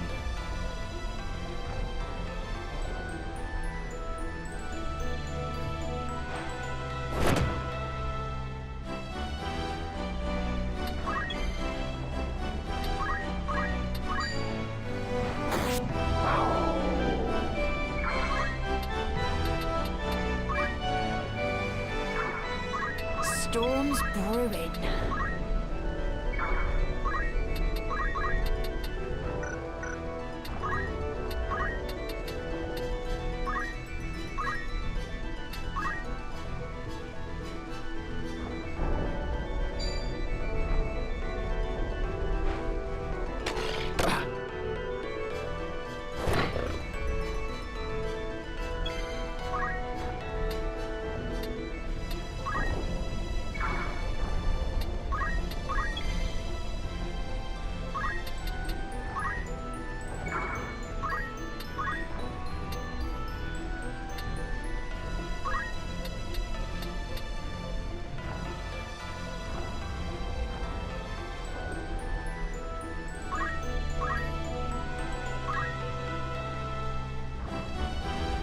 Oh, I'm gonna hit all three.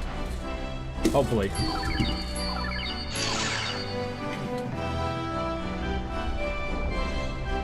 Aw, he moved.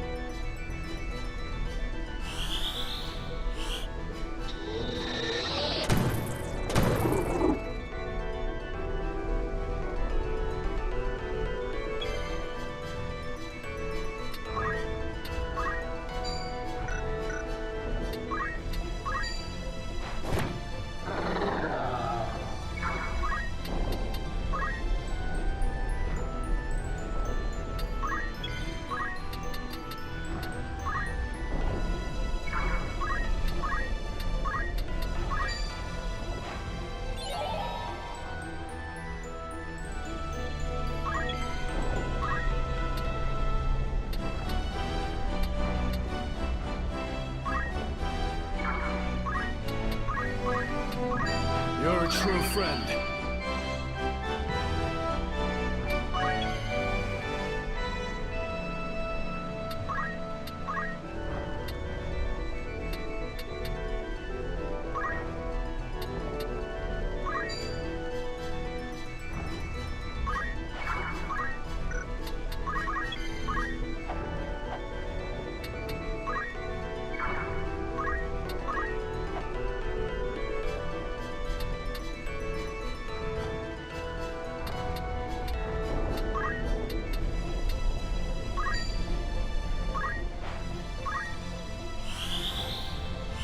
Nicely done.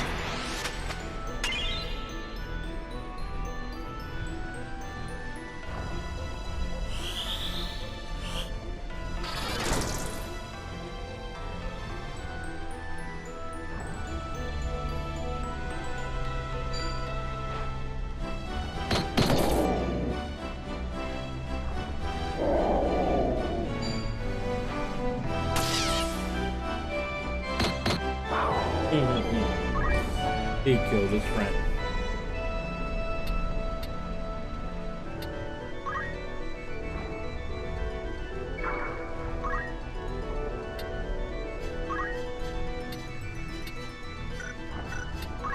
Leave this to me.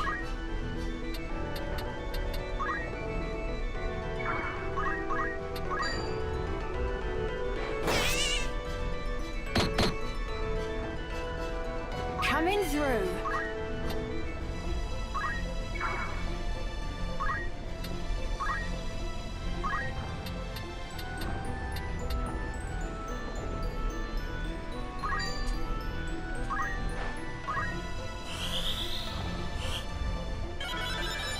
Appreciate it. Here I go.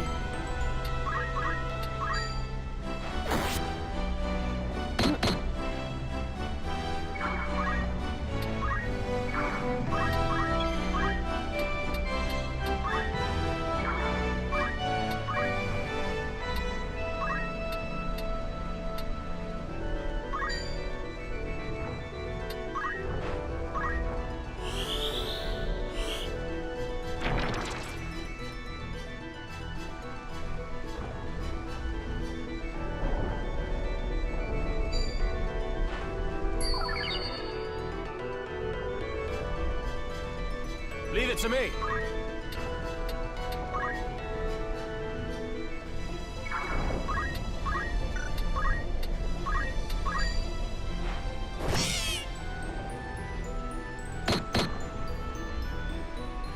What's the plan?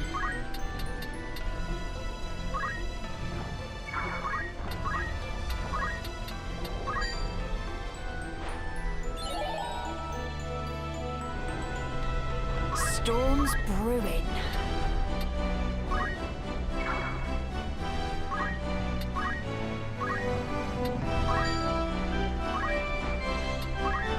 Fine, I'll help.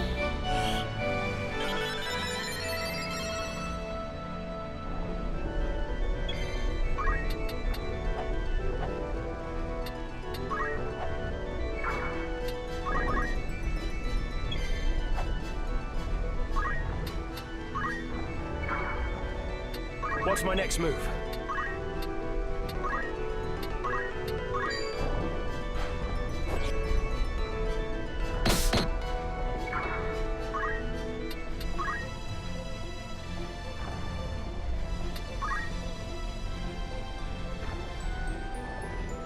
He won't hurt us because he's charmed. Well, he was charmed.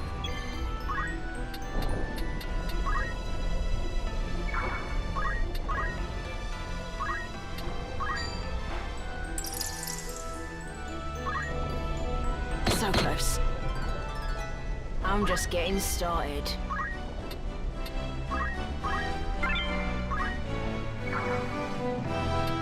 What's the best course?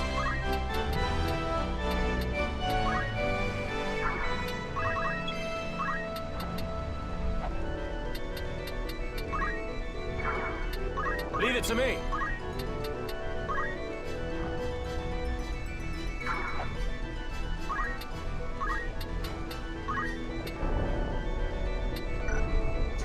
Can't reach there.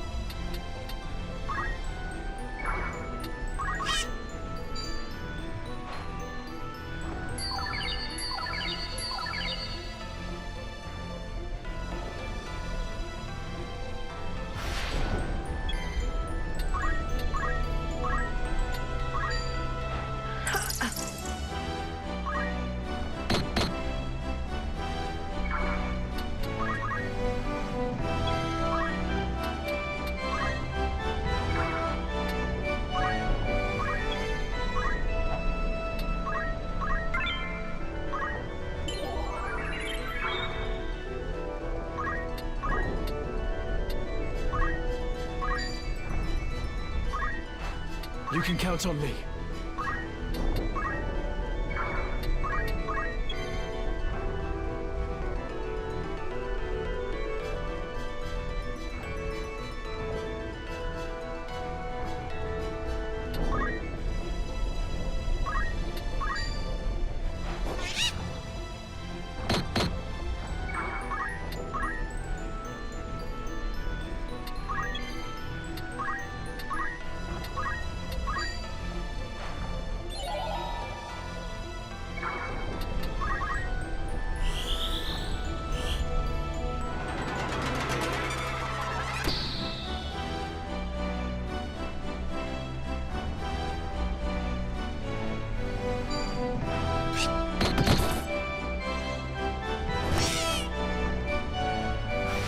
Whatever it takes.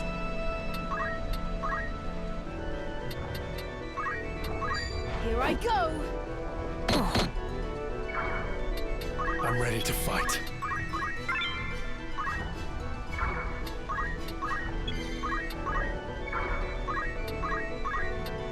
Ah, I can't steal coins.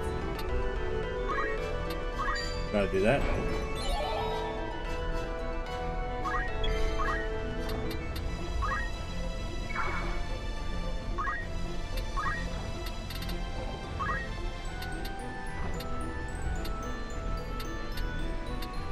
Ah.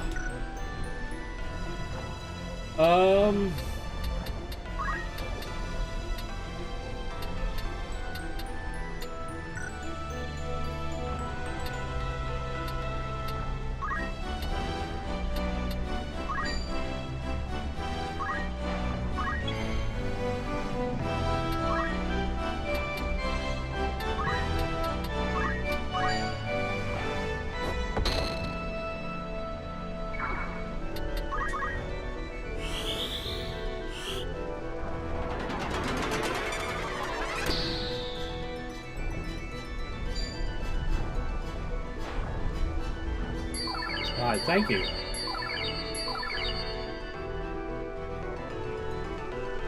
Here I go. Let's try this. Man, she needs to work on her I'm speed. here.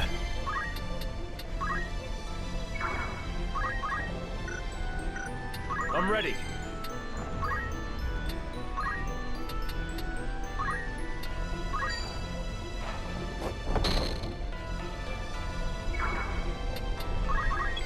He's got some pretty good evasion, don't he?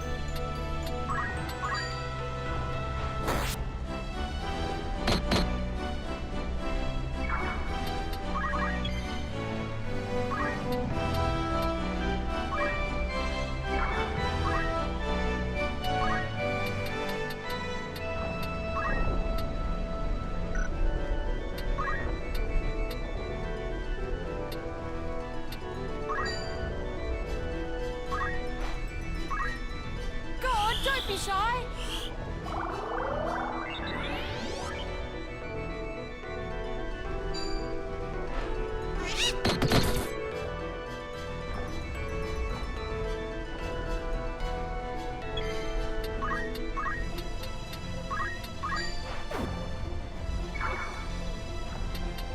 Boy, they Leave it to missing me. a lot, ain't they?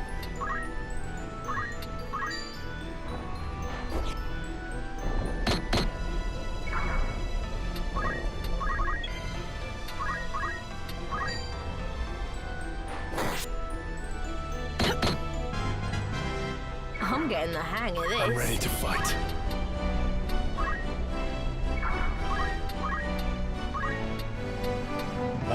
Poison everybody.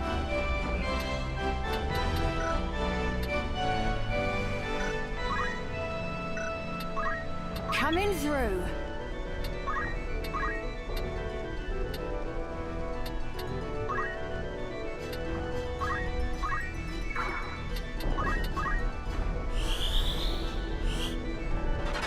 You have my thanks.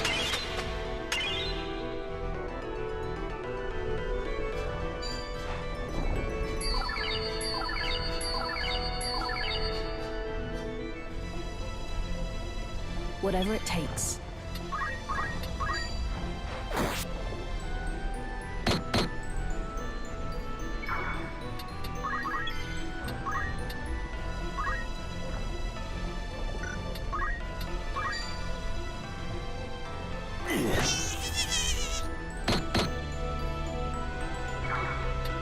Where am I needed?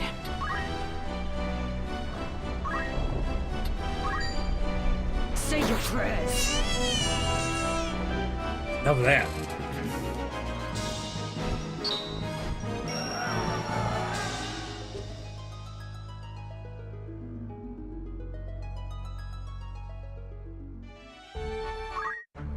Alright, let's see. Let's have a look. Yes? 771. Shockwave, it's a good one. Have these two to learn.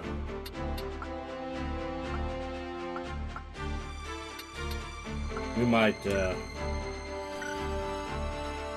ahead and change them to a geomancy. I can but try.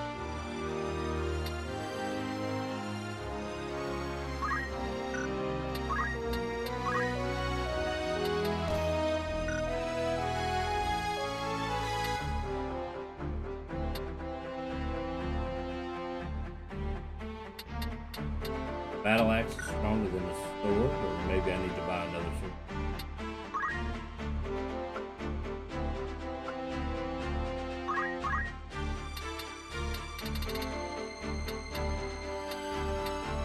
Toad. Turn him into a toad.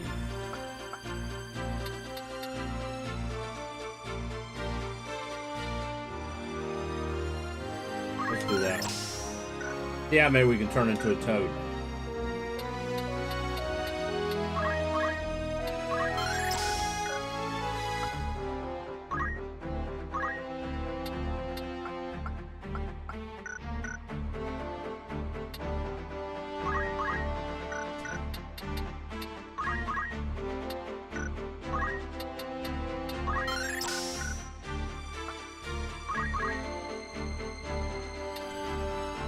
Steel experience. Steel helmet. Steel.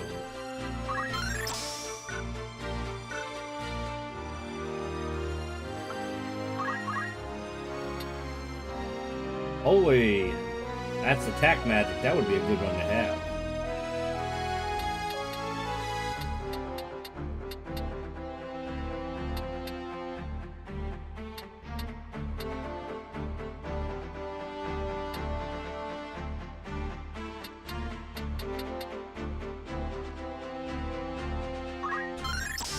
We're gonna do it.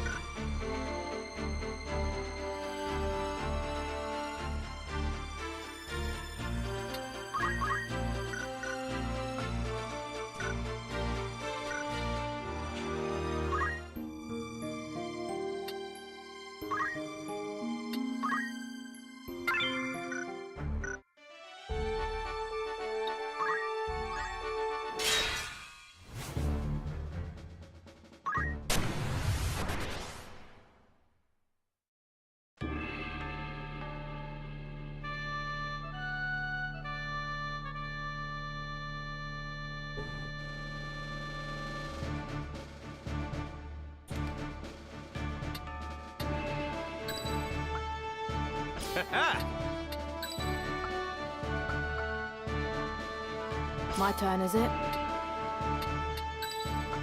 Victory is ours.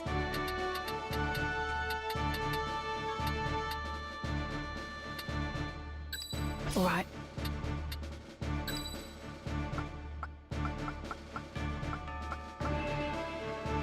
I am ready to fight. It's time. It's time.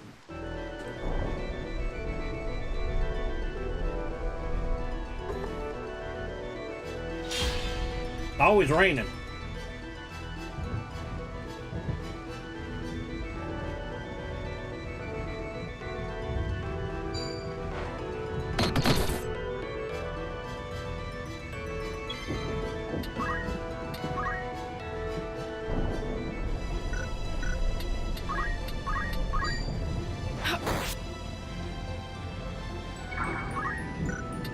Coming through.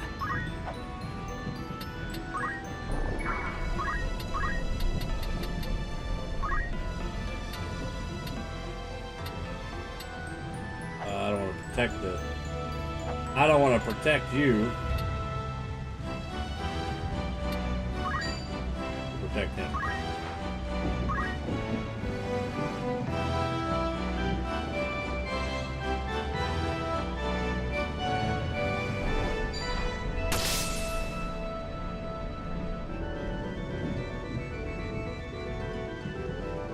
I was going to trap the chocobo, but the cat moved in the way.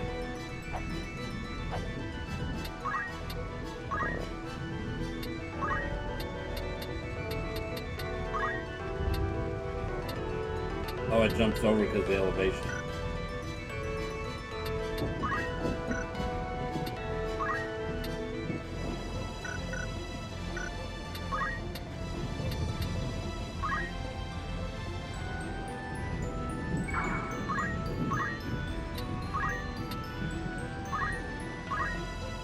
I don't hesitate!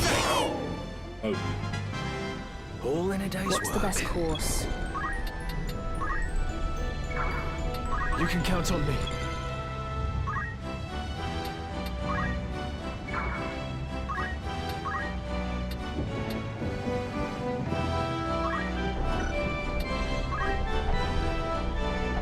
yeah, turn the chocobo into a toad. 50-50 chance. Go on, don't be shy.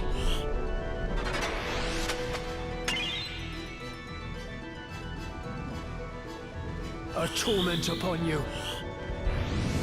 Nope. Where am I needed?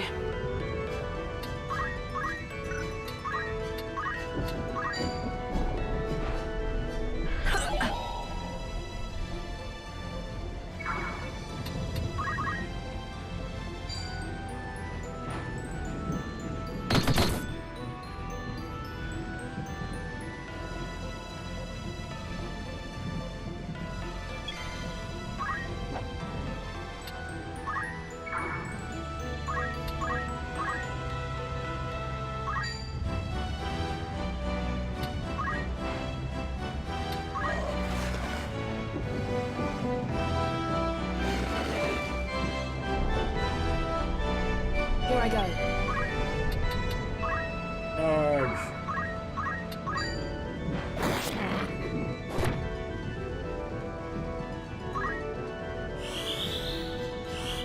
Appreciate it.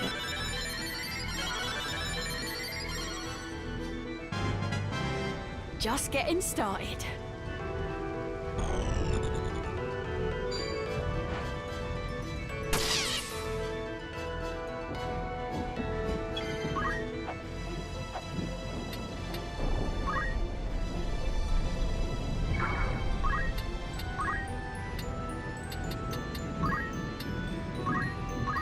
We will conquer!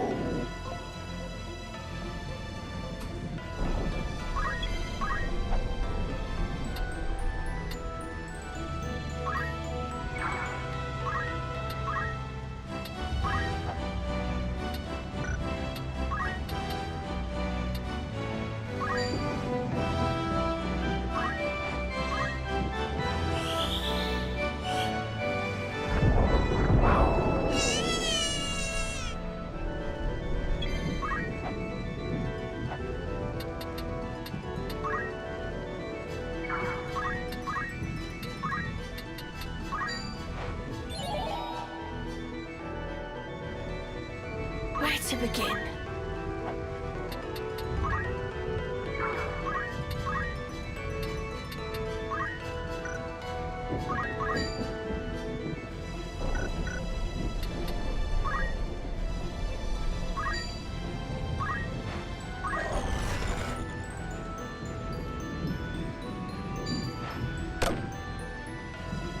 My turn! I was just thinking that myself.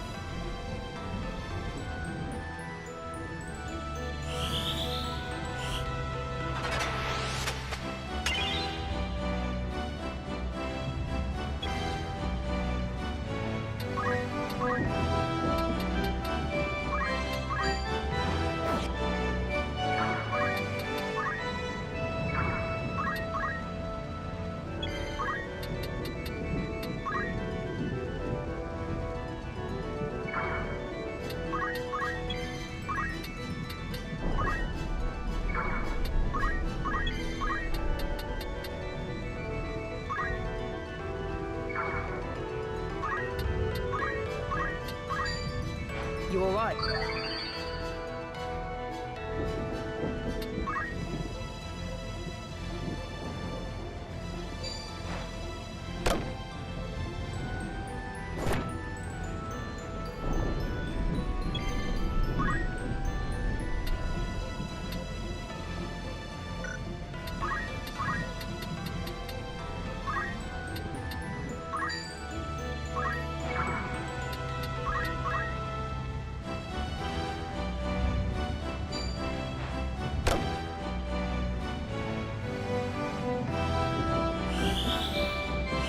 You have my thanks. What's my next move?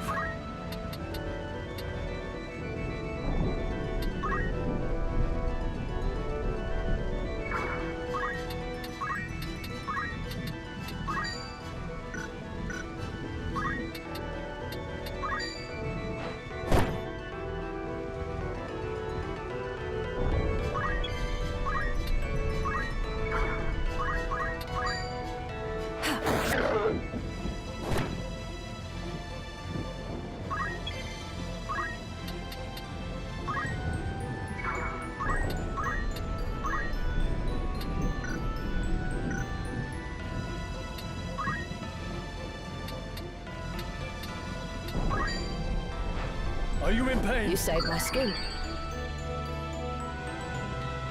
What's the plan?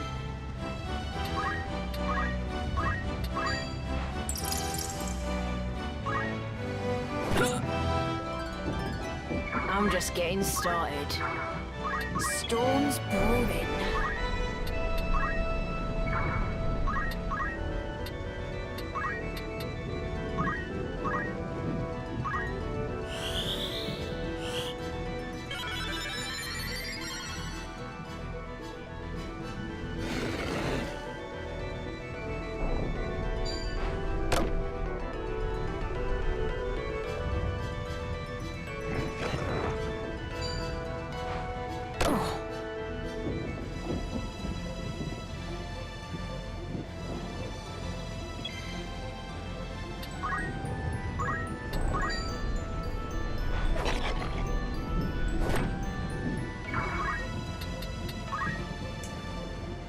axe ain't worth a darn.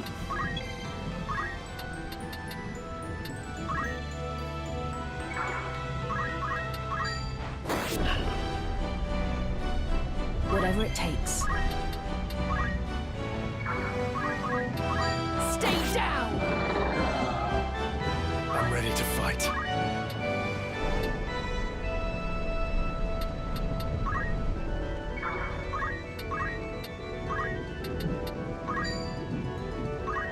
Where to begin?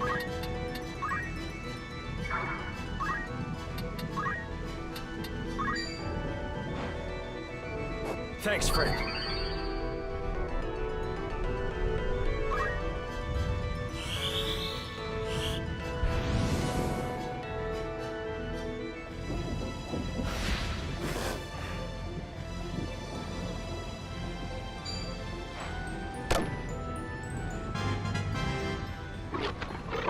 Leave this to me.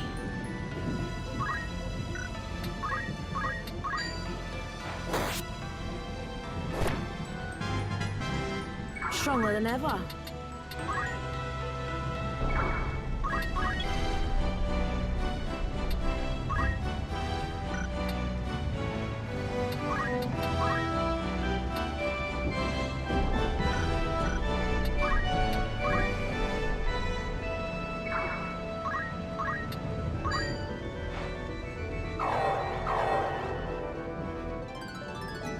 Not bad at all.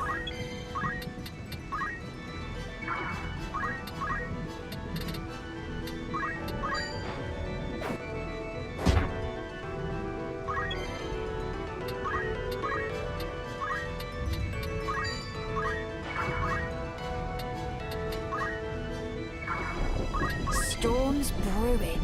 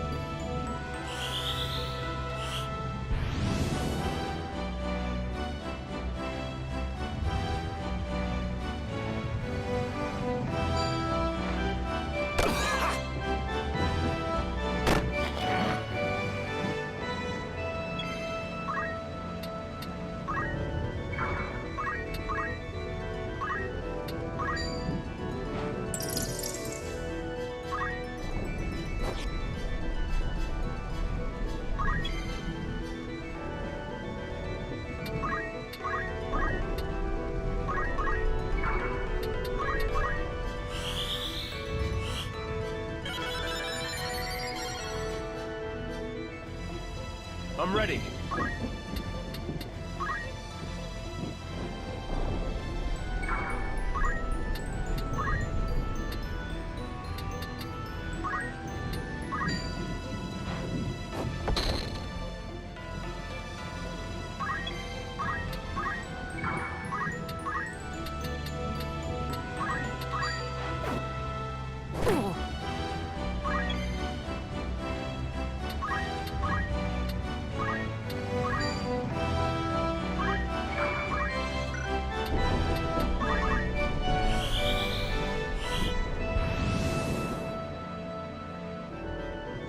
Where to begin?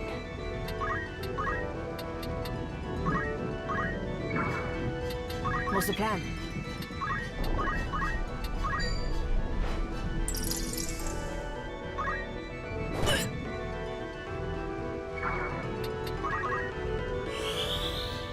They have them trapped.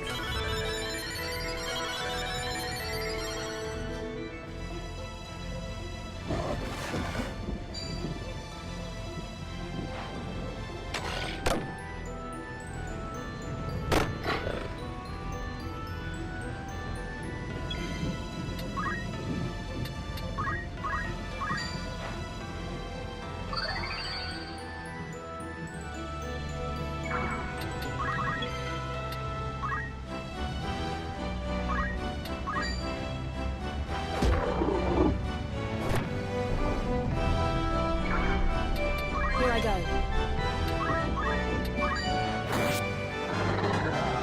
It was worth the effort.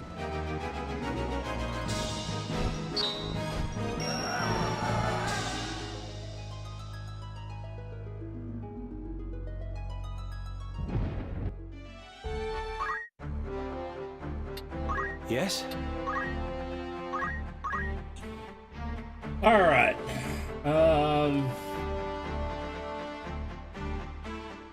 Soil or wasteland at one beat deals damage to the unit.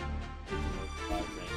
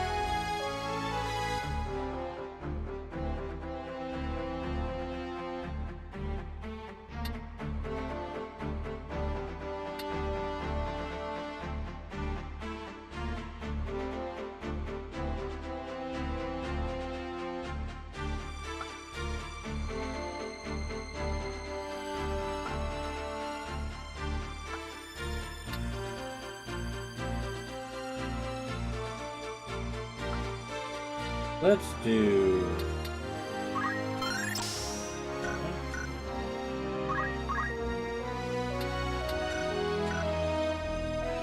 Oh, we got a dragoon opened up.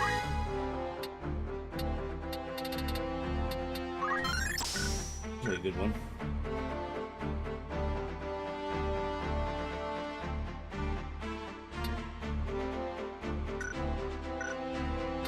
What?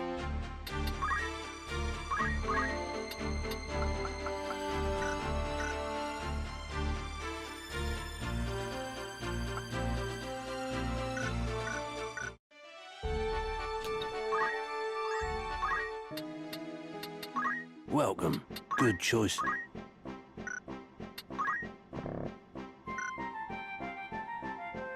I think I'd rather him have a sword. May I be of foot or catch your eye?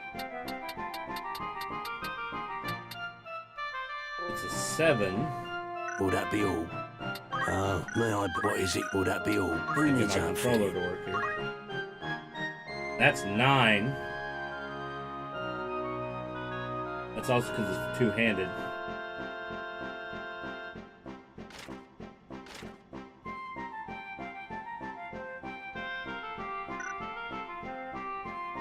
They use May I shield. be of foot by all I don't think means? they can use shield.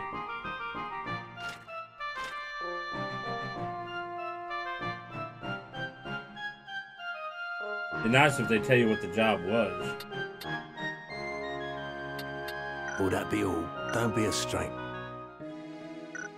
It's Me?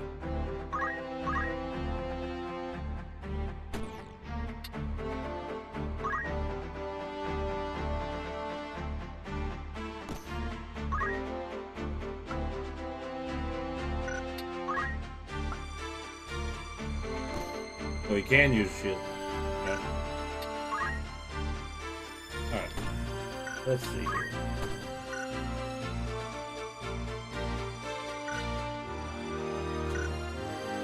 Need something? Teacher has naught to do with this struggle.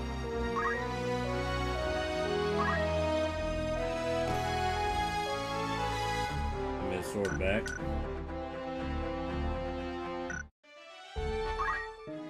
Welcome. Take you're in safe hands with me.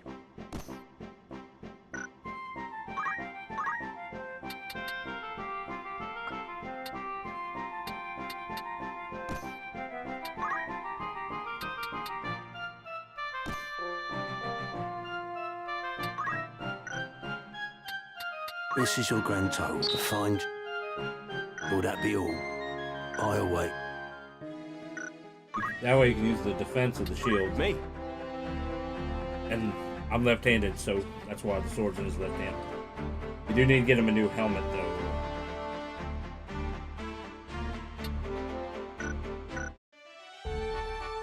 We'll have to get here. Looking for aught in particular? Good choice. This is your grand... Another, son. Will that be all? Who needs outfitting? May I help? Don't be a... What is it?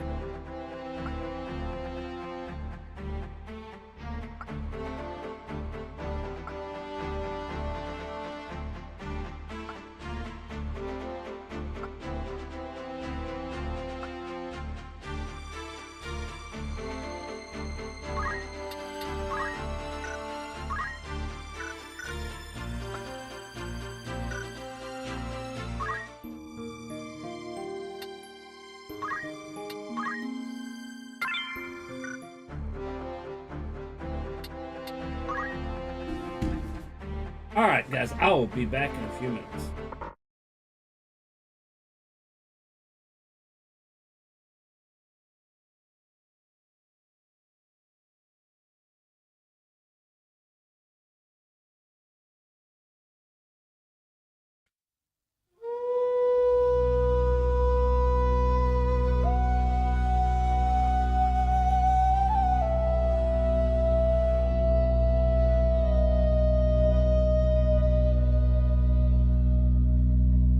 Morning on the moorland, dew on my boots, mist in the valley, old stones, deep roots, your hand on the gatepost, laugh caught in the air. Wind tasting salt spray, wild tangle of hair. Meet me by the stone and the heather, where the sky runs down to the sea. If the tide pulls hard, hold tighter. You're the only North Star in me.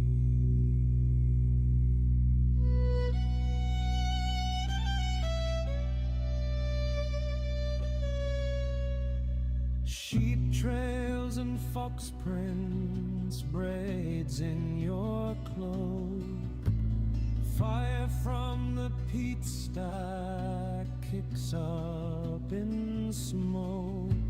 You hum an old prayer half under your breath. I follow each word like steps on a crest. Meet me by the stone and the heather, where the sky runs down to the sea. If the tide pulls hard, hold tighter. You're the only North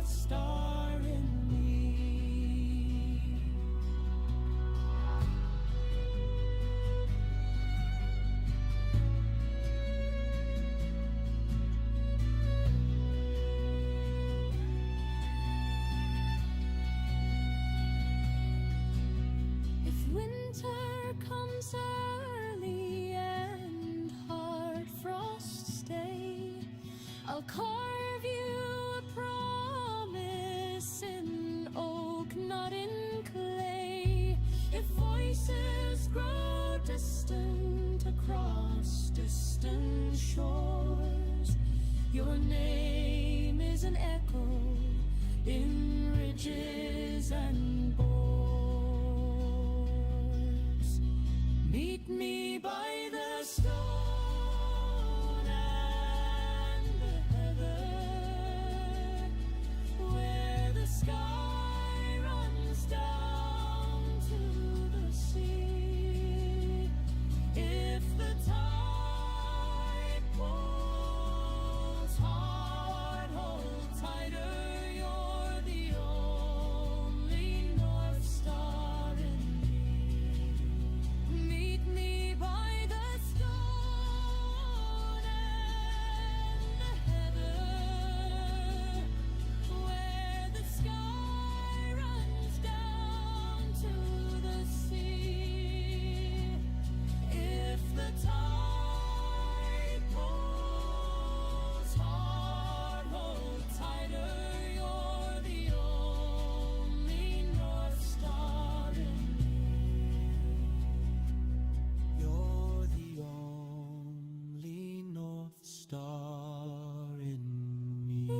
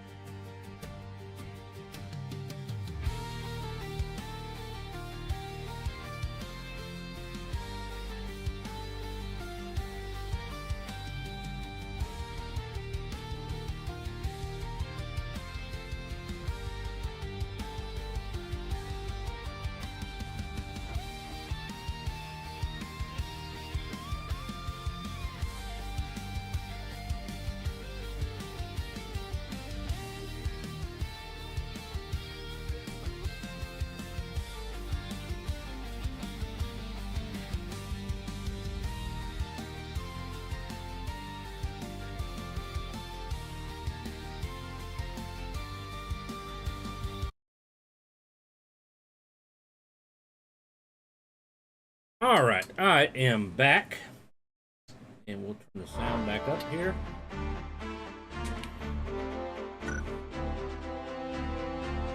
I don't remember if we saved, so we're going to just do it again.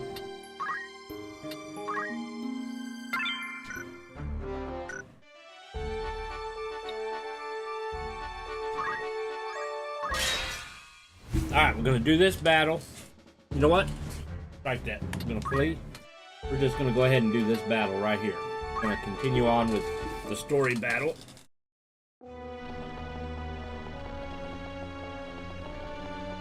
But why kidnap the girl? And a Beowulf at that? We had to take a hostage. There was no other way to escape. Then why not release her once you were clear of your pursuers?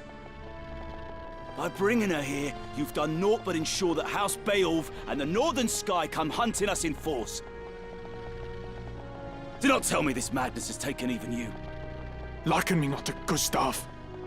Have more sense than that faithless cur. Think, Queegraf.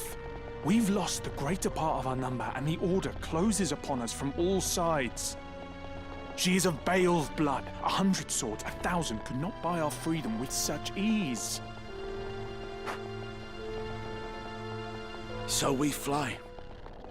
What then? Know you some happy haven in which we may alight? If we flee, they win once more, as they have always won. We must make for our children a fairer future than the past you and I have known. The stones we cast might raise only the smallest of waves, but see how they crash upon the shore. Waves rich with our blood, 'tis true. Then for the sake of the cause, you order us to our deaths? If by our deaths a single drop of noble blood should water the earth, they shall not be in vain. Foolishness. The only blood the earth will drink will be our own. The remainder of our forces should yet be safe in our fastness at Ziegden. We must rejoin them. Together we have the strength to strike. And if they are already dead?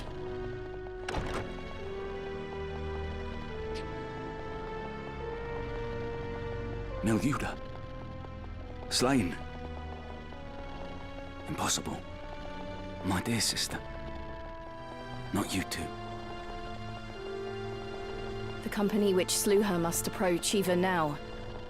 Your orders, Commander? We quit this place at once. We shall make for our fastness at Ziegden.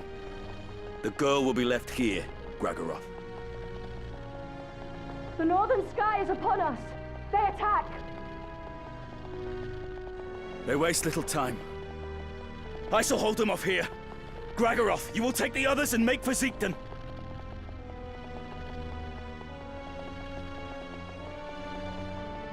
I will run, yes. But I do not mean to die.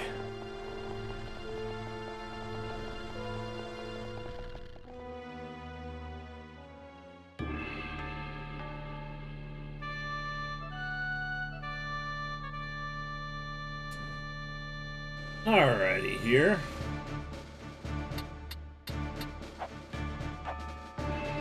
Windmill.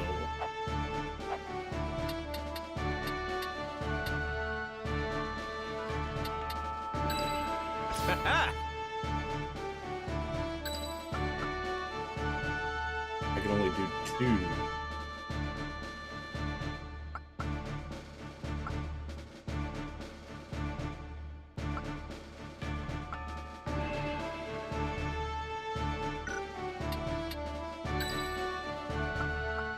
Ready for battle.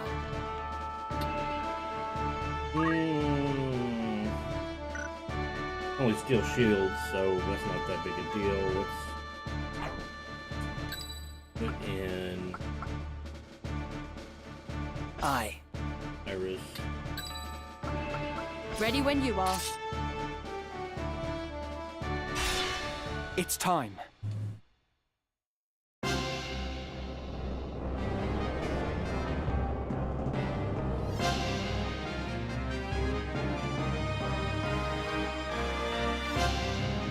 Your faces are known to me. But I did not know that you would one day kill my sister. Miljuda deserved a better death. They did not even send proper knights to kill her. She was your sister. I am sorry. I will not flee before her murderers.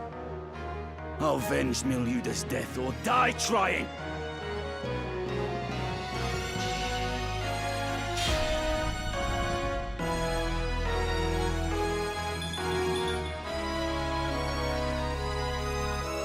storm's brewing. Let's have a look here. Round shield, barbet, and chainmail. Got holy sword. So he's got a special job class that we can't have.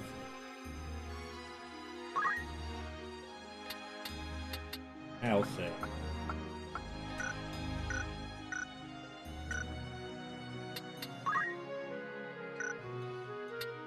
Baco! Kind of funny since later on he's going to join our team. Right?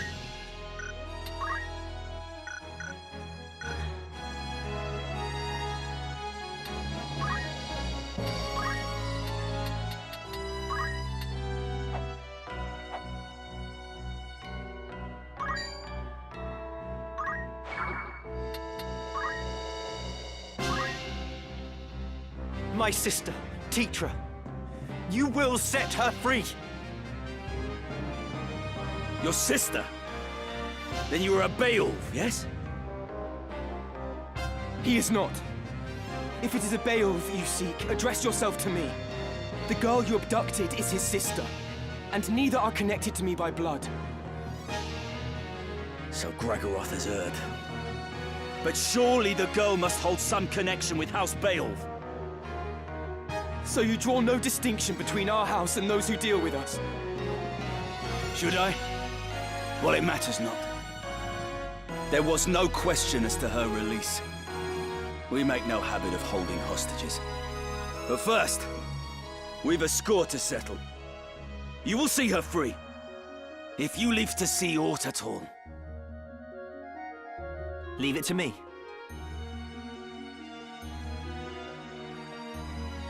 Lay down your arms, Wheatgraf. What end will more death serve? What end did my sister's death serve? We did not set out to kill her. This quarrel need not be settled by the sword. Let us treat, and persist not in this bloodshed. You see it not. The reason we hold fast to our steel. What advantage might I hope to enjoy at the treaty table? And who would set a seat for me there? You! Even were it in your power, your brothers would never heed any agreement we might reach. My brothers do not want this fight. Set down your sword, Wheatgraf, and they will treat with you. Ha! No spoony bard could spin a sweeter tale. Final Fantasy IV reference right there. You say your brothers do not want this fight? Tears, then. For the world you see is one beyond my weary sight. His voice sounds familiar. I've heard it somewhere before.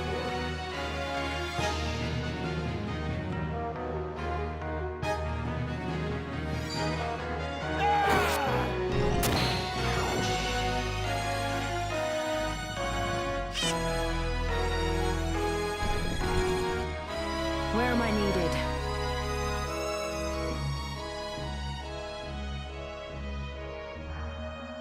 Let me see. It won't be as hard. They're lower levels. You would have me believe my brothers want this war. Callow child. The hands that guide history's reins are ever black with blood. Think you Dystarg's hand more just?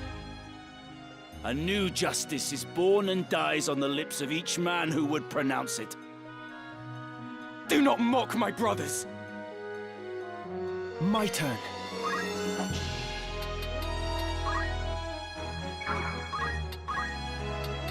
If I break his sword, he can't use his abilities anymore. 29%. Leave it to me.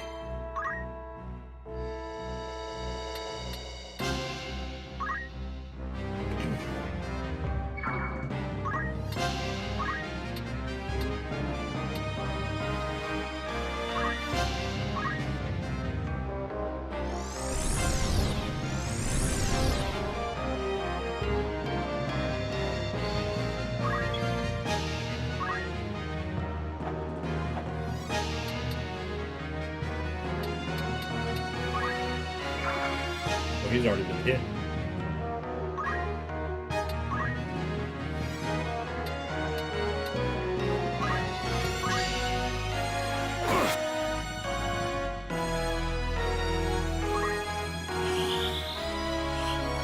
Boy, it's taking forever to cast that spell.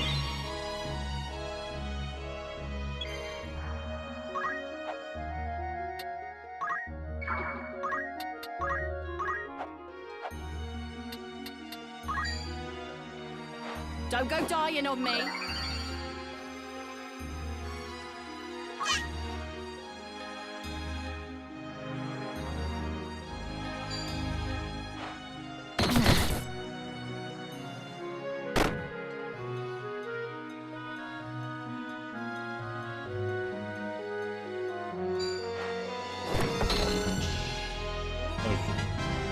I will. He's gonna die in 3 turns.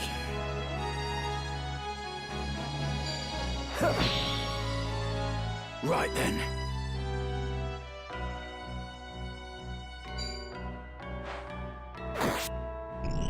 I have so much left to give. Had instant death on that ability. I have you.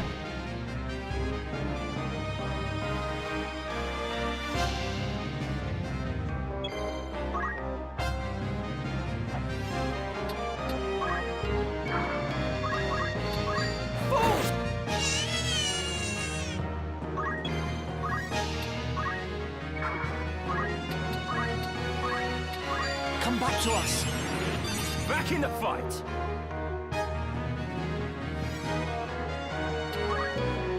Coming through.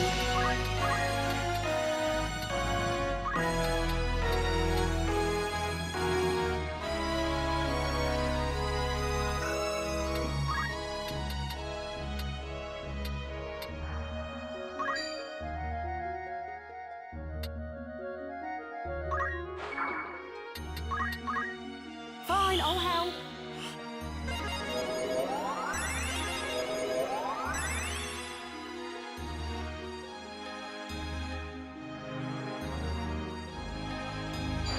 Time to end this!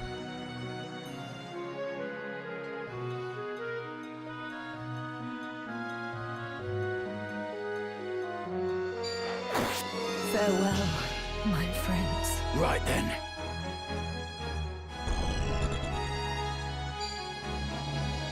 How's this? It's time.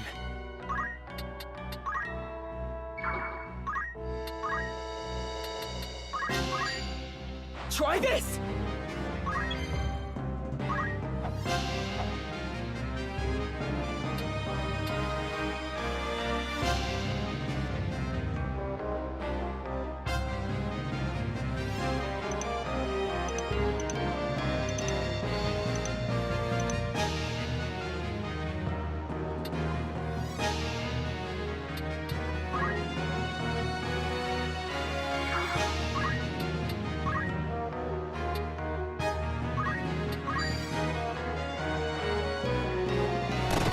Why?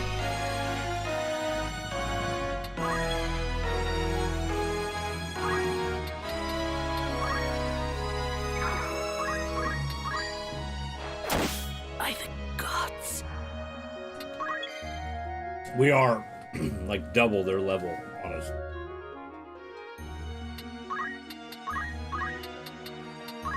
Don't go dying My on thanks. me.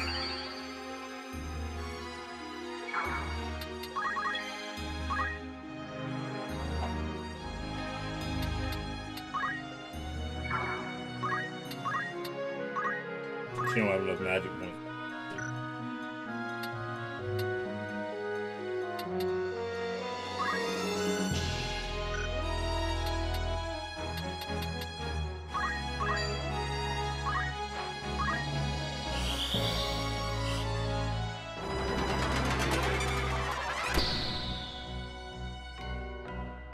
Me then.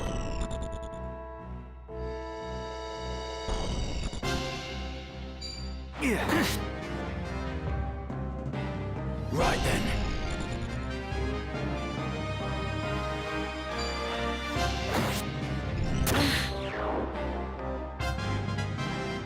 just what I need. Right.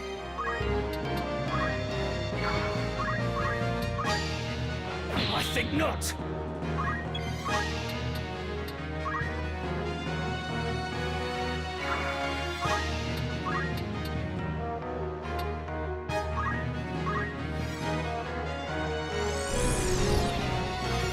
Ah!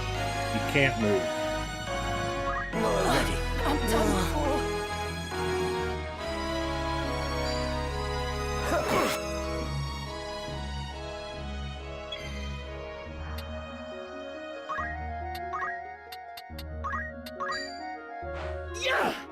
How can you miss if he can't move? That doesn't make sense.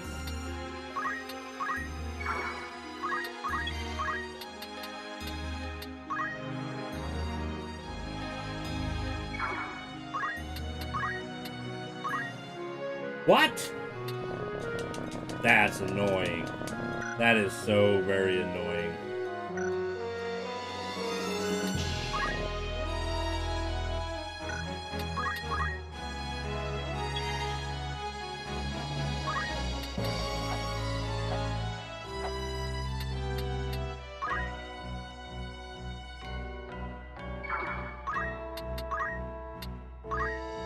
Are you kidding me? Really?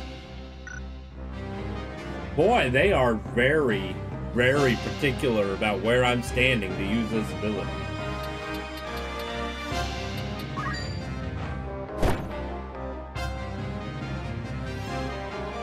Me then.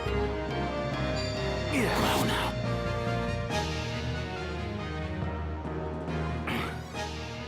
You fight well, boy. Forgive me, Miluda. But there is too much left undone for me to lay down my life now. Wiegraf, wait! Gustav kidnapped Marquis Elmdor for ransom. It is true. But 'twas another pulled the strings. One who furnished the knowledge of when and where the Marquis would lodge along his journey from Limbury. Shall I tell you the identity of this puppet master? It was none other than your lord brother, Dicedog. And he acted with Lord Zalbarg's knowledge, to be sure. Absurd! Why would Dicedog do such a thing? In the void left by the king's death, the lions will vie for power. Larg the White and Gultana the Black. Each hopes to learn who may be counted as friend and who as foe. But such things are not so easily read. Far easier to rid yourself of those whose loyalty is uncertain, and install others to rule in their stead. I fear Gustav. Fool that he was, tired of our rebellion, and was taken in by the silver tongue of your dear brother Dicedog. Lies! No Beowulf would do a thing so craven as this! Do not take my word for it. Judge their actions for yourself. Farewell, young Beowulf.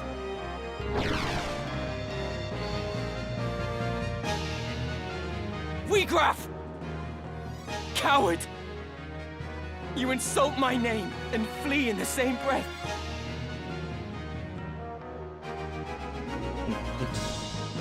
Your name doesn't make you a good person. Your actions do.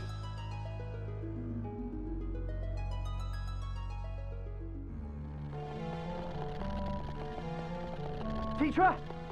Teacher! Teacher, where are you?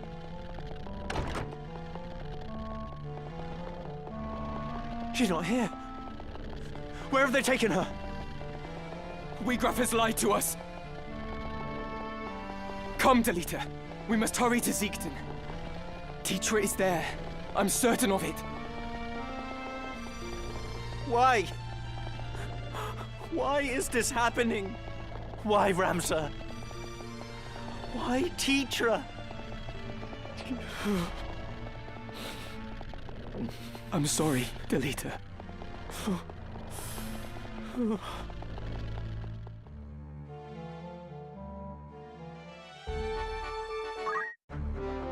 What is it?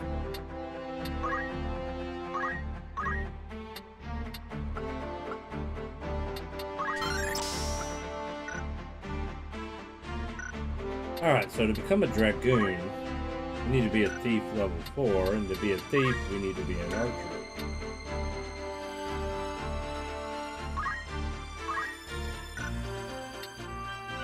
Interesting.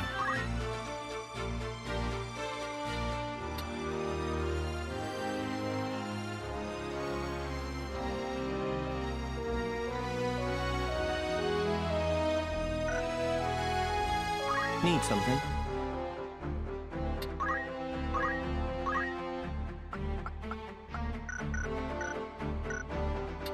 What is it?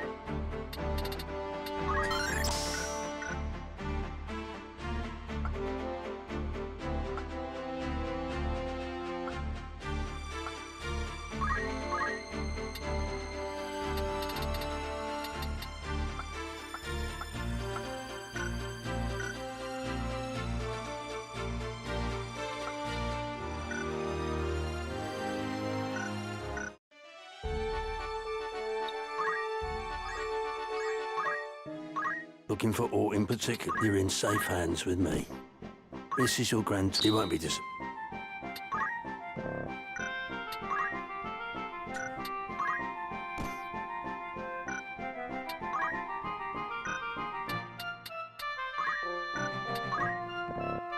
Will that be all? Aught catch your eye?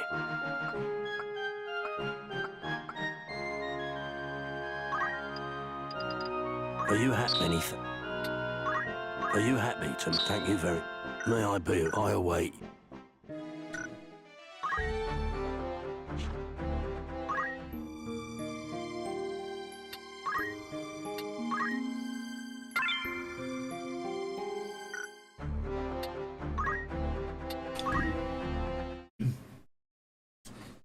Alright guys, that's all the time I got today. Thank y'all for coming and watching.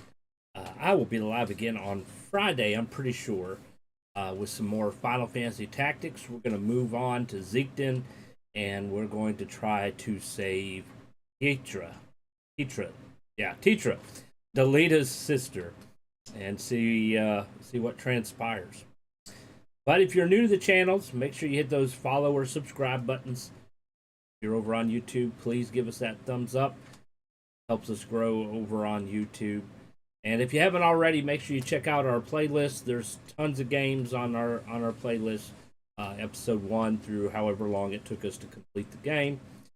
Make sure you check them out. I hope you enjoy them. Hope y'all have a great day today, tomorrow, and hopefully we'll see y'all. Have a good one.